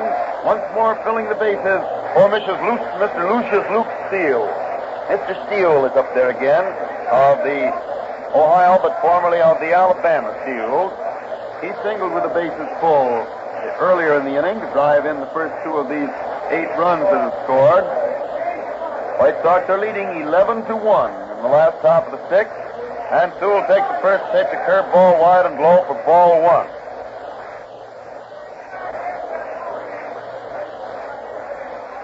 Waits there again, has the sign. He's winding up. Throws, and Sewell swings at a pop fly, which English is calling for.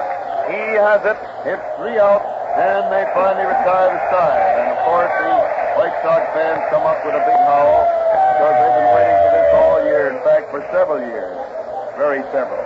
In the last half of the 6th inning, there were 8 runs. Let's see, 1, 2, 3, 4, 5, 2 errors, and 3.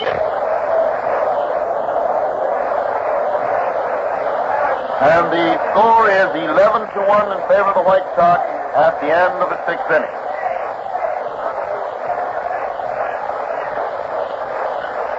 First man at bat for the Cubs in the 7th will be Hack. And now Mr. Stratton doesn't have a very difficult job. One more bite of his dog, doesn't he? Hey, some of the Cubs fans are spinning. They're standing up.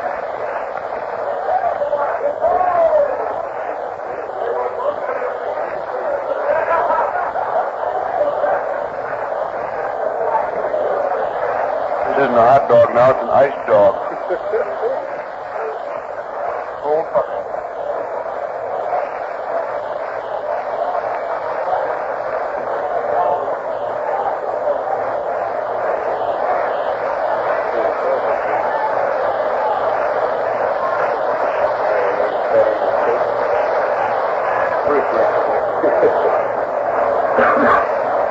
Here we go in the 7th inning. Stanley Hack at bat for the Cubs. Stratton starts to wind up. Pitches. Stan takes the curveball. It catches the outside corner knee high for a strike. 1 strike on Hack. Stratton throws again. The hitter swings, and it's a bounder down to Hayes, who goes to his left to get it. Throws to first, and Stan is out for the first out in the 7th inning. 1 out in the 7th inning for the Cubs. And Gabby Artnett is at bat.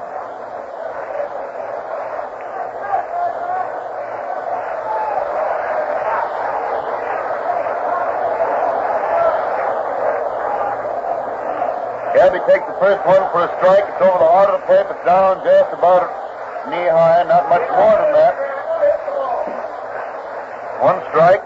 And he hits the next one, a beauty down past third base, going on down with Radcliffe tearing over for it. Gabby makes the turn, but stops at first, goes back there when the throw comes in from Radcliffe. Gabby, as we've mentioned, is no particular gazelle on his feet.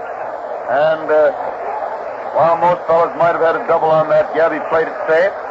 I mean, after all, you crouch around behind that plate as many years as he has, and you won't be doing much gazelling either. Allen is going out there to run now in place of Hartnett. Allen running for Hartnett.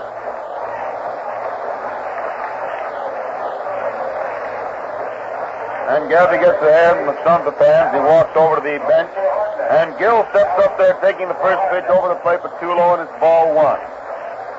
One ball called.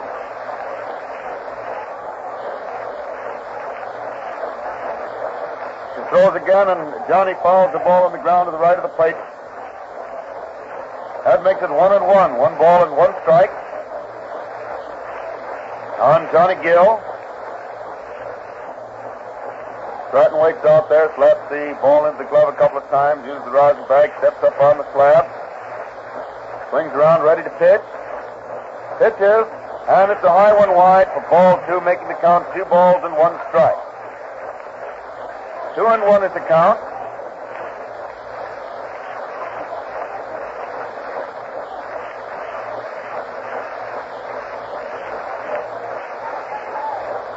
He's ready out there again. He throws, and Gill hits a long drive away out to deep right field, but it's foul.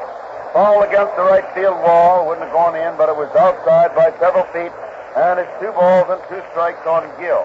Husky, left-handed hitter.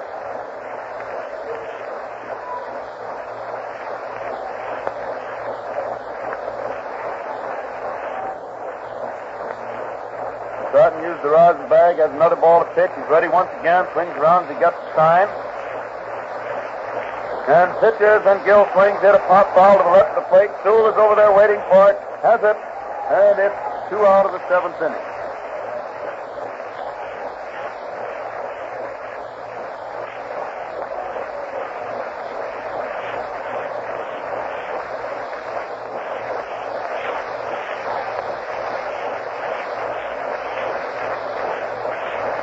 Jurgis up there now, 2 out of the 7th inning for the Cubs. Allen running for Hartnett, still on first base. Score 11-1. Favor the White Sox. Throws, and Jurg takes a strike over the outside corner about waist high. 1 strike on Jurgis. Ready out there again. Throws, and he brings in a high fly to short center field. Hayes is going back. Rosenthal coming in. And Jackie lets Larry come on in to make the catch after a long run for the 3rd out. And it ends the first half of the 7th inning with no run, 1 hit, 1 man left on base. And now the White Sox crowd, which is by far the biggest percentage of this audience today, steps up for its 7th inning stretch. And with a few cheers and yells, they get the old kinks out of the legs as the White Sox come in there to take their turn at bat. In the last half of the 7th inning, with Monty Stratton, the first man up. Stratton, who, as I said, in the latter part of the season, the last couple of games hit very well and has hit hard today. Only a great play robbed him of a base hit in the 5th, and then he hit one in the 6th and hit it plenty hard to drive in a run, and he later scored one himself. Ken O'Day is now out there to catch for the Cubs. And the first man at bat in the 7th inning is Monty Stratton. Were you saying you wanted to say something, Mr. Fowler? Yes, Hal Cotton. All I'd like to say is this is the voice of labor. WCFL, Chicago. Well, if that's what you wanted to say, that's perfectly okay. I don't know why you shouldn't say it. In fact, you did say it. Here's Stratton at bat to start the last half of the 7th. He swings hard and misses the first one for a strike. 1 strike on Stratton. Bryant waiting out there again, has the sign, starts to wind up. And pitches, and Monty swings, hit a high fly, and it's left center. Deland is jogging in under it. He's waiting, has it, and it's 1 out in the 7th inning for the Sox. One out of the seventh, and Rip Ratcliffe, White Sox left fielder, is up there at the plate. Ratcliffe at bat.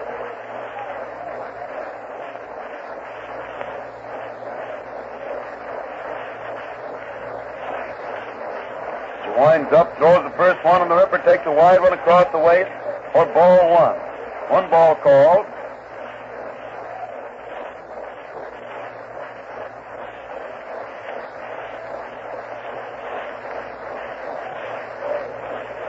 Ready once more, winds up again, throws, and it's a strike over the outside corner above the knees, so the count is 1 ball and 1 strike on Ratcliffe. 1-1 the count. Bryant again taking that swinging wind up. Throws a slow one, which Rip lets float wide and low, a curve ball for ball 2. And it's 2 balls and 1 strike on the Ripper. 2-1 the count.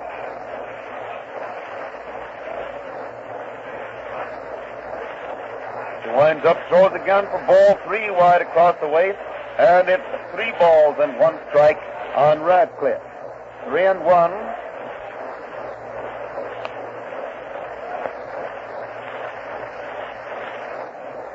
Ready out there, winds up, throws again, and it's a strike over the outside corner across the knees to make it 3-2.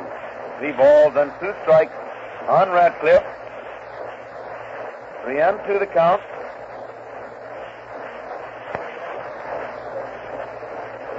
Swings again to hit a bounder. English is in front of it, gets it, throws the first, and it's 2 out in the 7th inning. 2 out of the 7th inning for the Sox. And Larry Rosenthal again is at bat. He's made 4 hits and 8 times at bat in the series.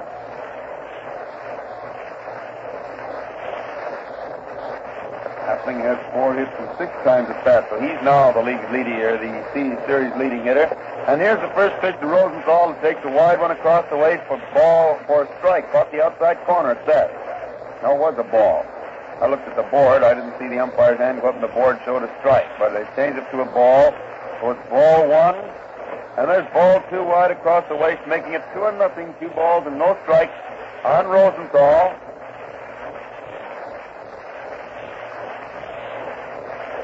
2-0 is the count. It's ready again. Winds up, throws, and Larry swings and misses a curveball, a slow curve for strike 1, making it 2 balls and 1 strike. Rosen. 2-1 the count.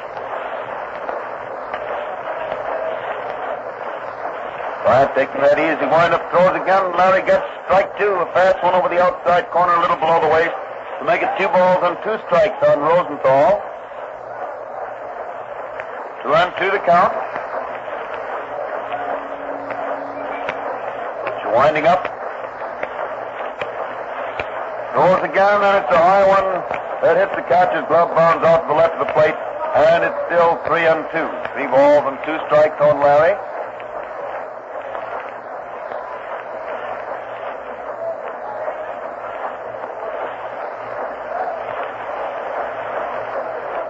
And 2 is the count with the pitcher ready once more. He starts to wind up again. And the hitter swings the foul ball back to the screen. It's still 3 balls and 2 strikes. Still 3-2 on Rosenthal.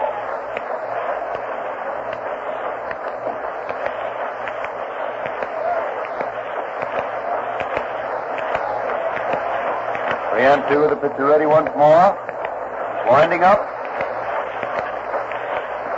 And he pitches for ball 4. Larry gets a base on ball. Puts him on first base with 2 outs in the 7th inning, and Mule Haas is at bat. Haas up there at the plate.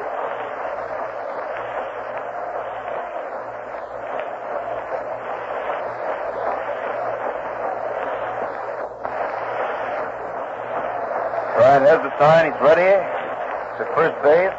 Throws, and the hitter takes the ball. It's inside and low. Day comes up with it ready. Springer and Rosenthal, a fast man, might be on the way or have a big lead. And, of course, the rumor still is naturally over in this league, same as in the National, that his throwing isn't all it should be, perhaps. Still watching first base. Throws, and the hitter takes a wide one across the knees for ball 2. And the count is 2-0, 2 balls and no strikes on Hart. 2-0 the count.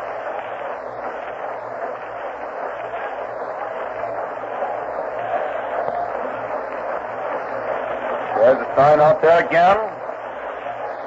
And pitches, and it's ball 3. Well, it's wide across the waist.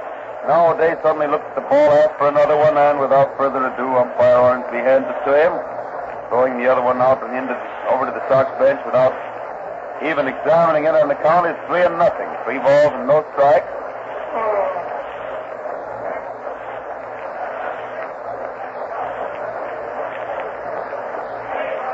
Balls and no strikes. It's ready out there again. Throws, and it's a high one wide for ball 4. And Hart also gets a base on ball, moving Rosenthal to second base. And the White Sox have runners on first and second. 2 out in the 7th inning. And Zeke Ventura is at bat. Ventura up there at the plate.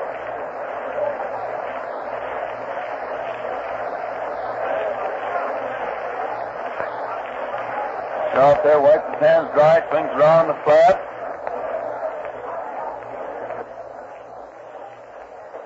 And the first pitch is so close to Zeke, he has to almost fall down to get away from it and take it for ball 1.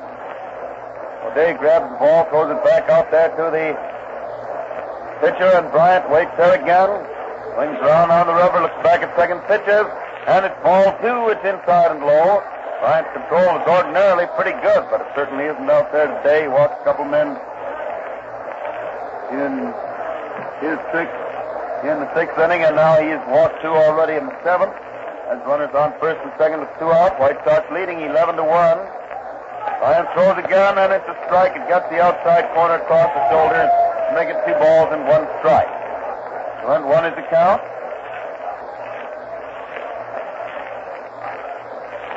And Zeke swings in a high fly. It's foul to the right of the plate. O'Day's jogging down there, calling for the ball. Has it. And it's 3 out, ending the 7th inning. No runs, no hits, 2 men left on base for the White Sox. And at the end of the 7th inning, the White Sox are leading the Cubs by a score of 11-1. A rather overwhelming margin in any man's league. Now somebody's going to come to bat in place. Lillard coming to bat in place of Bryant in the last half of the 7th inning. Or rather, the first half of the 8th inning. Still, it's hard to figure a Chicago team is up to start an inning. I don't know. When you talk about Cubs or White Sox, you always figure them the second team at bat. Start of the 8th inning. Lillard is batting for Bryant.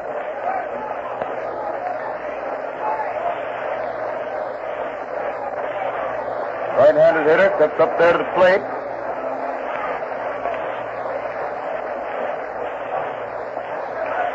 And Stratton's first pitch is inside and low for ball 1. 1 ball called. Monty winds up again, throws, and the hitter takes a strike over the inside corner waist high. And the count is 1 ball and 1 strike on Lillard. 1-1 the count. Ball 2, a curveball very wide and low, runs the count 2-1. 2 balls and 1 strike.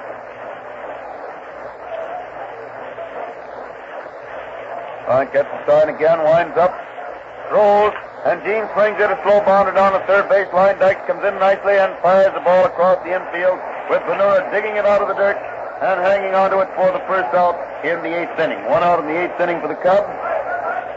And Augie Gallan, leadoff man and center fielder, steps up there to the plate. Gallan is back.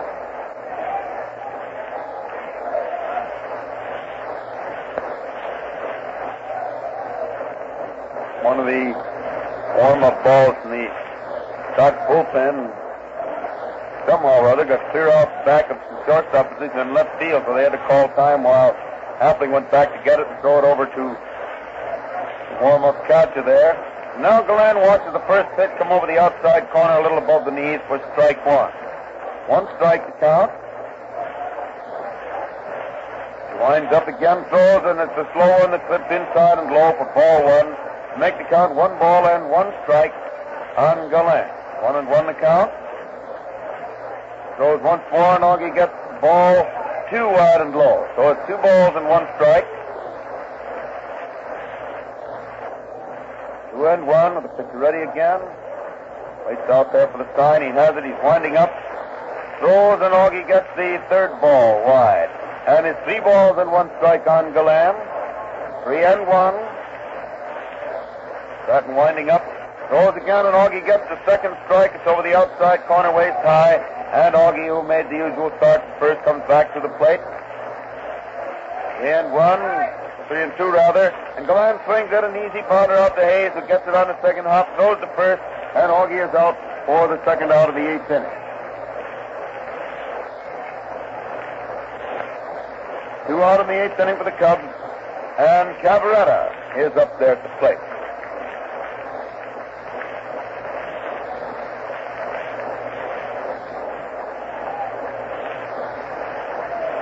Cavaretta swings and drives the ball into center field for another base hit.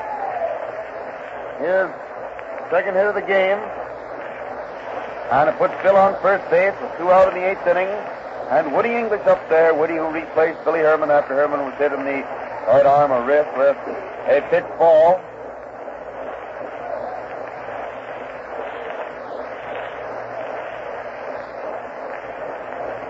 Throws the first one, and Woody gets a good strike. It's over the heart of the plate, a little above the knees. 1 strike on English. Ready once more, throws, and Woody takes a wide one. The catcher throws the ball to first, but Cavaretta went back standing up, leading a throw. He was all ready to slide, but he saw that Sewell's throw was a little bit low and outside the bag, so he came in standing up. It's 1-1, 1 ball and 1 strike on English. And he hits the next for a high foul down the right field line and back into the stands. Cavaretta was around 2nd base, but he turns and strolls back to first. Quite a scramble for that ball down there in the stands. 1-2 to count, 1 ball and 2 strikes.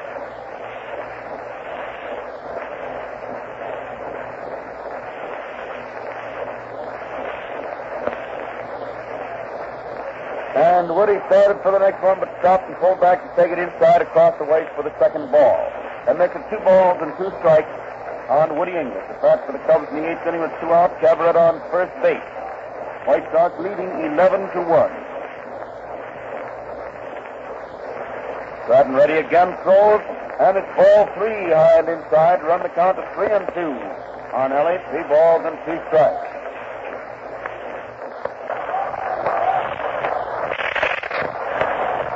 Stratton rubs the ball up a little bit, then walks back onto the rubber. He's ready to pitch once more. With a runner on the go on the 3-2 count, the hitter hits another foul. One of the fans missed the ball over there, and it bounded out of his hand, started bounding along the front, just under the railing. Just before it dropped over, some other fan managed to grab it and keep it upstairs. 3-2 is the count, but you're ready again. Throws, and English hits a high fly to right field. Harper's going back under it, still going back, and grabs it and hit his glove and bounds over against the stand. English pulls up at 2nd base, and Cavaretta is scoring. And it's a long 2-base hit to the base of the hole in right field. Hart seemed undecided for a moment, and then when he did start going back, as hard as he could go, he couldn't quite reach it, and it hit his glove. So a real old boyfriend remembers, George. I think that's the Monar, isn't it? No, that's the train. As soon as you open the door, I can tell which one it was.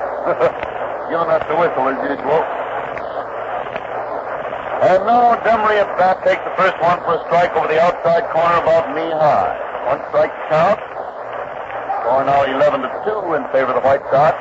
English on 2nd base, 2 out, 1 run home, and Demery takes the ball wide, and the count is 1-1. 1 ball and 1 strike on Demery.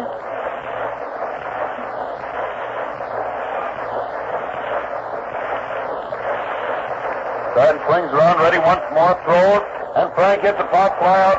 Back of Appling. Luke is back in the grass calling for the ball. He has it, and it's 3 out in the 8th inning. 1 run, 2 hits, 1 man left on base. In the first half of the 8th inning for the Cubs. And going into the last half of the eighth. The score is 11-2 in favor of the White Sox. Charlie Root, center and right-hander of the Cubs, is walking in to resume the pitching chores, and Charlie Grimm is waiting out there. Charlie gets a hand from the fans as he's announced.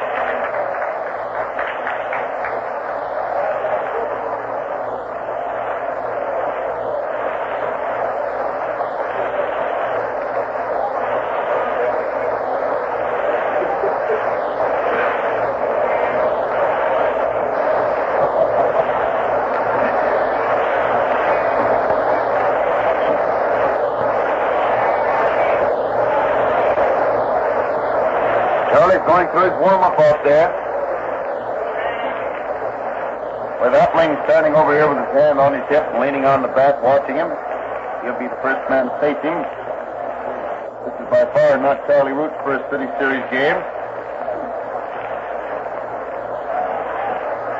Charlie finishes the warm-up and Luke steps up there to the plate. Appling at bat starts the last half of the eighth inning.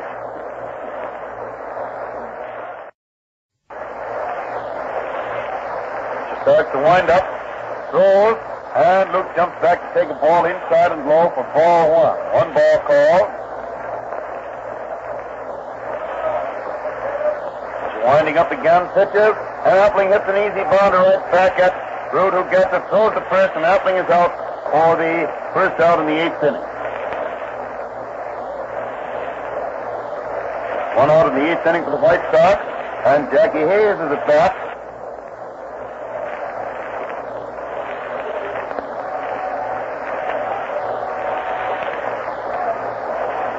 Winds up and throws, and Jackie swings it a high fly out into center field, and Galan racing in makes the catch for the second out. He had to go pretty well over toward right center to make that catch on the run, and it's 2 out in the eighth inning with Jimmy Dykes now at bat.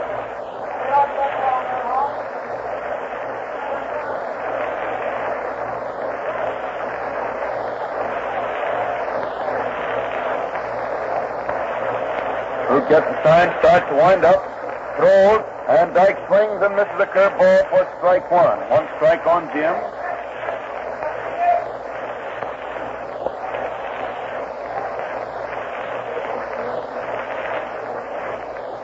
One strike to count, but you're ready out there once more. Takes the time, gets the sign, starts to wind up, throws, and it's a wide one across the waist for a ball, making it one strike on Dyke.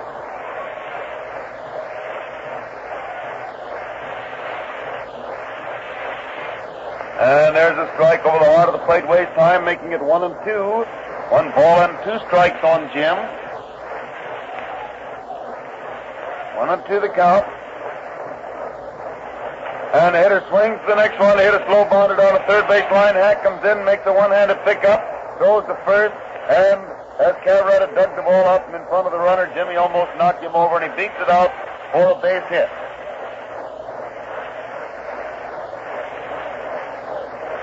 Dykes is on first base, 2 out in the eighth inning, and Sewell is at bat.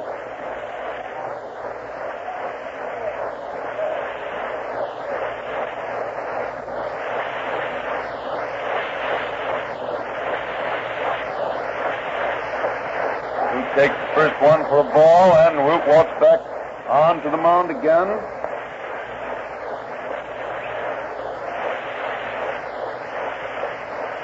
And the hitter hits the next one, a drive into center field, but Galan is waiting for it out there, has it, and it's 3 out, ending the eighth inning with no runs, 1 hit, and 1 man left on base for the White Sox. And at the end of the eighth inning, the White Sox are leading the Cubs by a score of 11-2.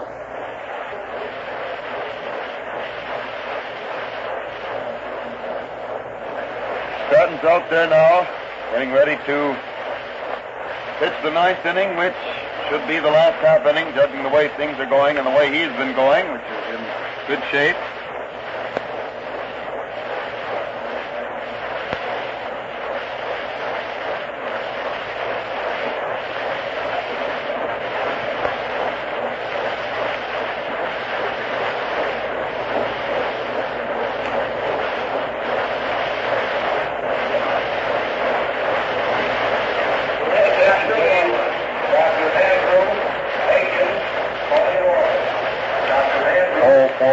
somebody down here. One of the doctors got to get in touch with some of the office department.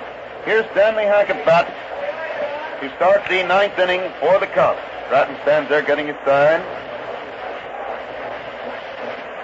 Throws, and it's a strike over the heart of the plate about knee high. One strike on Hack.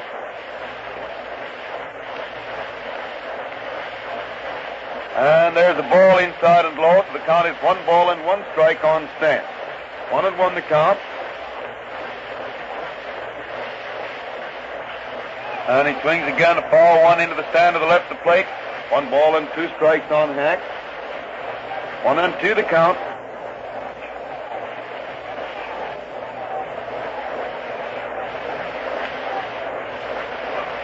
Stratton winding up, throws again, and Hack takes a high one wide for ball 2. And it makes it 2 balls and 2 strikes on Stanley. 2-2 is the count.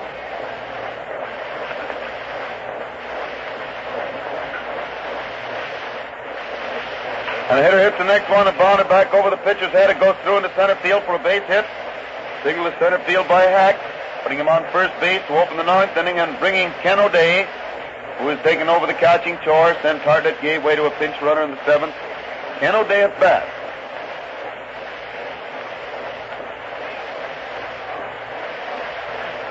Stratton ready, throws the first one, and O'Day takes a curveball inside and low for ball 1. 1 ball called.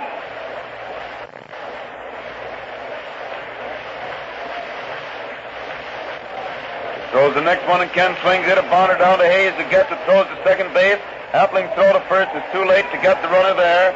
And Hack is forced at second to play, going Hayes to Appling for the first out in the 9th inning, leaving O'Day on first base with 1 out. And Johnny Gill is at bat. Gill up there at the plate.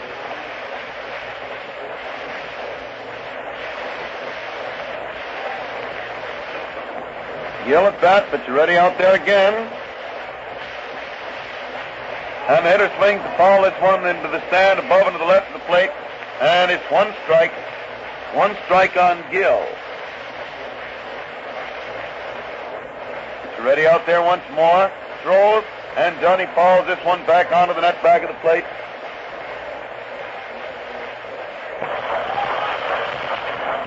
Right to the count with the pitcher waiting out there again. Johnny swings around as he gets his sign, throws, and it's a ball that gets away from Sewell, bounds out to the right, but not far enough to let the runner advance. And so it's 1-2 still, strike.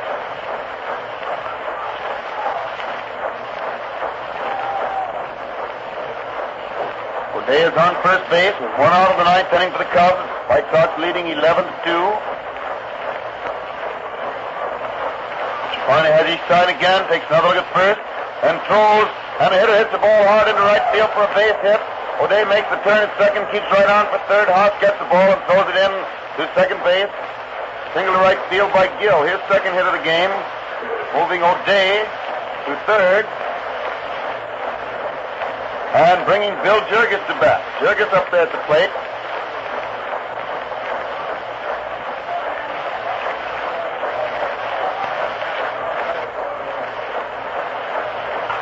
Jurgis, a line foul into the box seats down just beyond the Cub dugout back of first base. Apparently everybody got out of the way of it before that ball went in there like a bullet. And it's 1 strike. And the hitter hits the next one, a drive into center field for a good clean base hit. 1 run is in, and Gill keeps right on and pulls up at third base. Single to center field by Jurgis, and currently Charlie Grimm is going to bat now in place of Charlie Root. Jurgis single to center, scores O'Day. The Cubs' third run of the game, making it 11-3. And Grimm is getting a hand from the fans as he walks out of the dugout. Some fans who are letting their rabidness getting a little bit the better of their sporting spirit are uttering a few boos, and there's no need for such a thing. Grimm is up there batting now in place of Charlie Root. Cub runners on first and third, and he hits the first one, an easy bounder back at Stratton, who gets it, throws hard to second base and a throw to first base, a double play, and the game is over. Benora comes running in, throwing the ball into the air, and tearing for the bench, and it's a double play. The play going from Stratton to Appling to Benora for the second and third out, ending the ninth inning, and the Sox win 11-2. In the ninth, Cubs had 1 run, 3 hits, 1 man left on base. And the total for the ball game, White Sox had 11 runs, 9 hits, no errors. With, let's see, 1, 2, 3, 9 men left on the bases. The Cubs had 3 runs. Let's see, they had 2, 3, 4, 5, 6, 7, 8, 10 hits, and 4 errors. With 6 men left on the bases. The time of the game, 1 hour and 58 minutes. The winning pitcher was Stratton, and the losing pitcher was Warnicki. The totals again, giving the White Sox a 2-0 lead in the City Series. White Sox had 11 runs, 9 hits, no errors, with 9 men left on the bases. Cubs had 3 runs, 10 hits, 4 errors, and 6 men left on the bases. Time of the game, 1 hour and 58 minutes. The winning pitcher was Stratton, the losing pitcher, Warnicki. Tomorrow, the same 2 teams play here at Comiskey Park, also on Sunday, in the 3rd and 4th games of the City Series. We won't be on the air with it tomorrow, will we, George? Because it seems that we got a little football to do out to that good old Northwestern. You'll be comforting my old pal Dick Hanley, and in the next booth I'll be bearing down on one of our other stations. So, we'll have a lot of fun out there. But that concludes this broadcast. Found Mona was a little bit late today, but he got his whistle in just in time to get on the air. So, the final score today, 11-3. That means that the White Sox have won 2 games in a row, and tomorrow they're going to try to make it 3. Well, the Cubs have really got to come back tomorrow and do something. 4th game on Sunday. We will be with you then, won't we?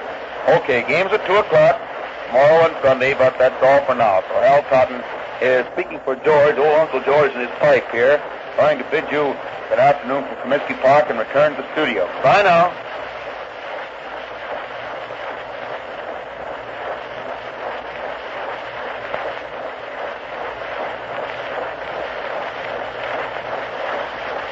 WCFL in Chicago. Men, you'll save money by...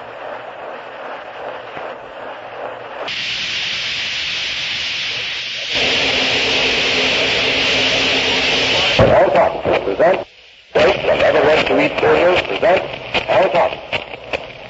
When you eat a bowl of Kellogg's cornflakes, millions of other people are also enjoying them.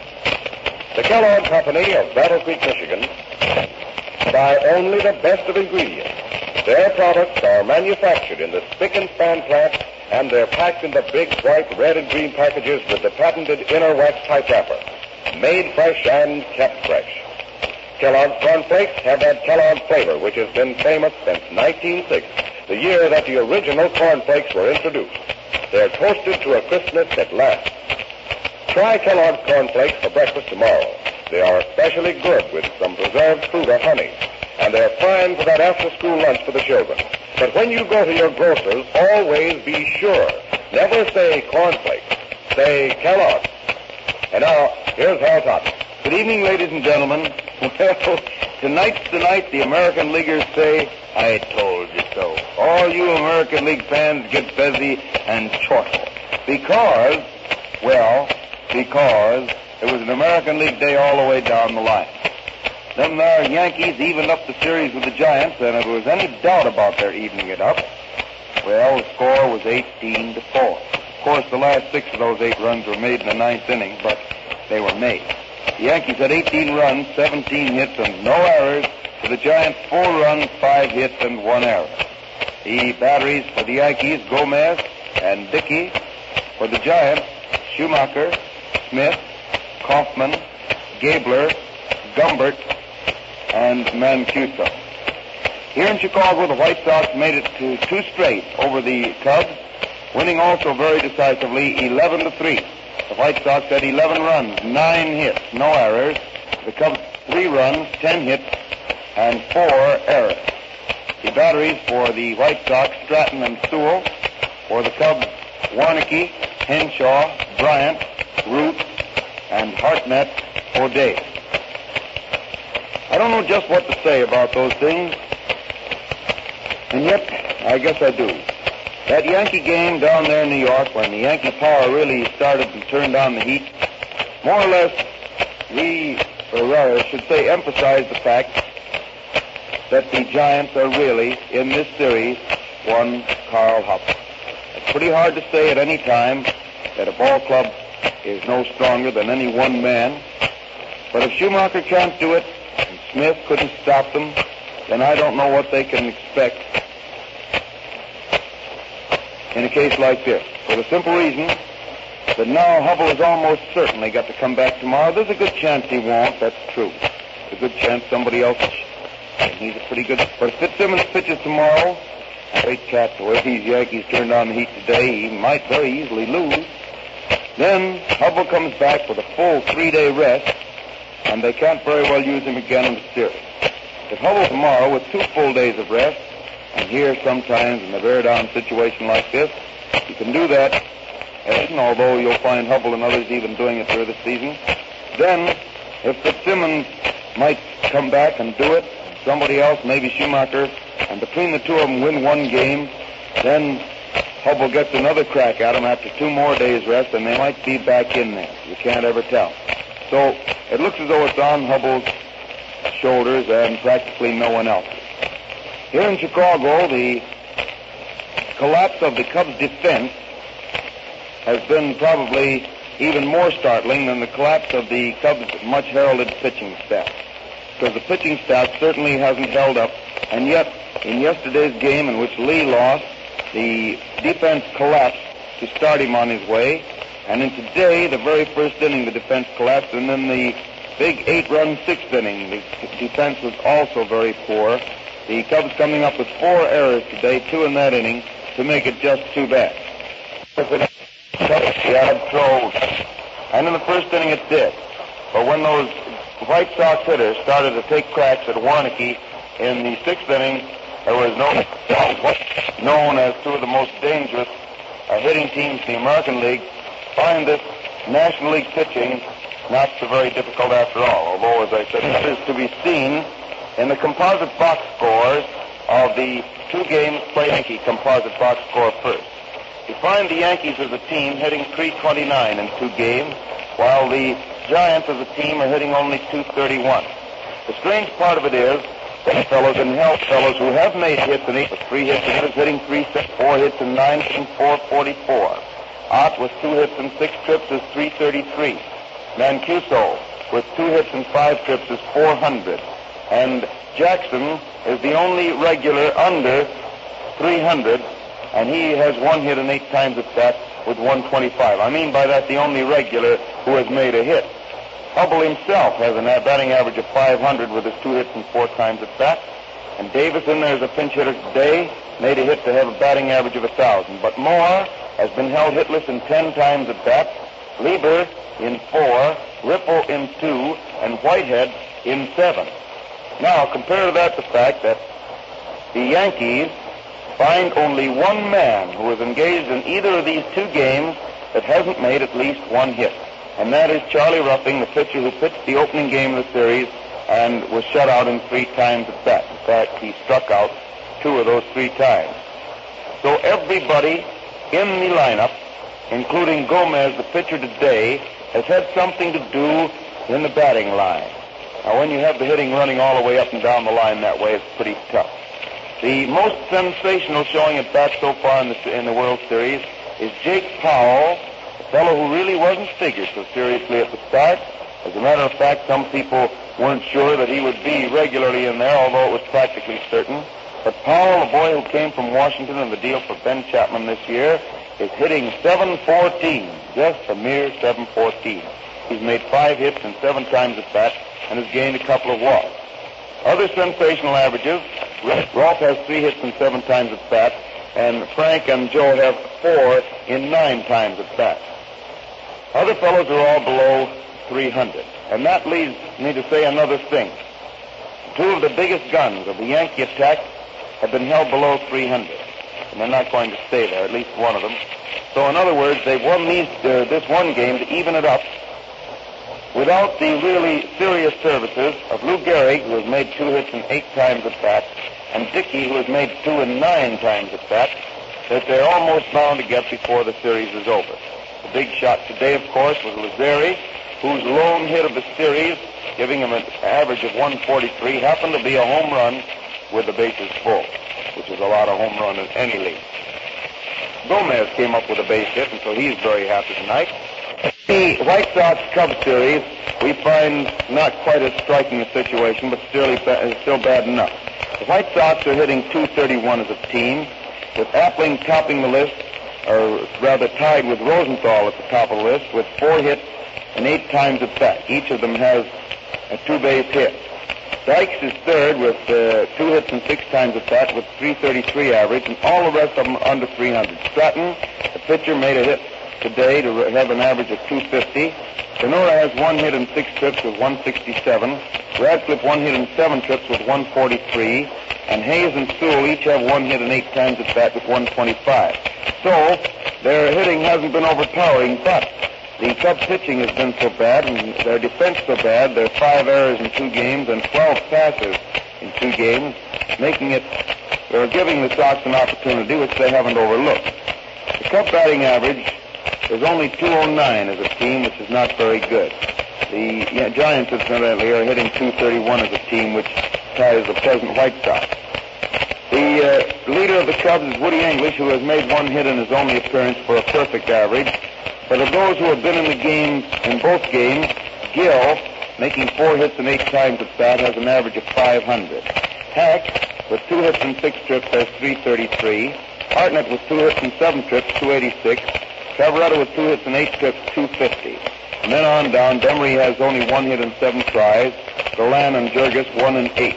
And the rest of them haven't hit. So you find the same weakness in the Cub team that the Giants are showing, and the same strength in the Sox team that the Yanks are showing, and that is that everybody pretty near has had something to do. Only 2 of the White Sox players haven't made at least 1 hit.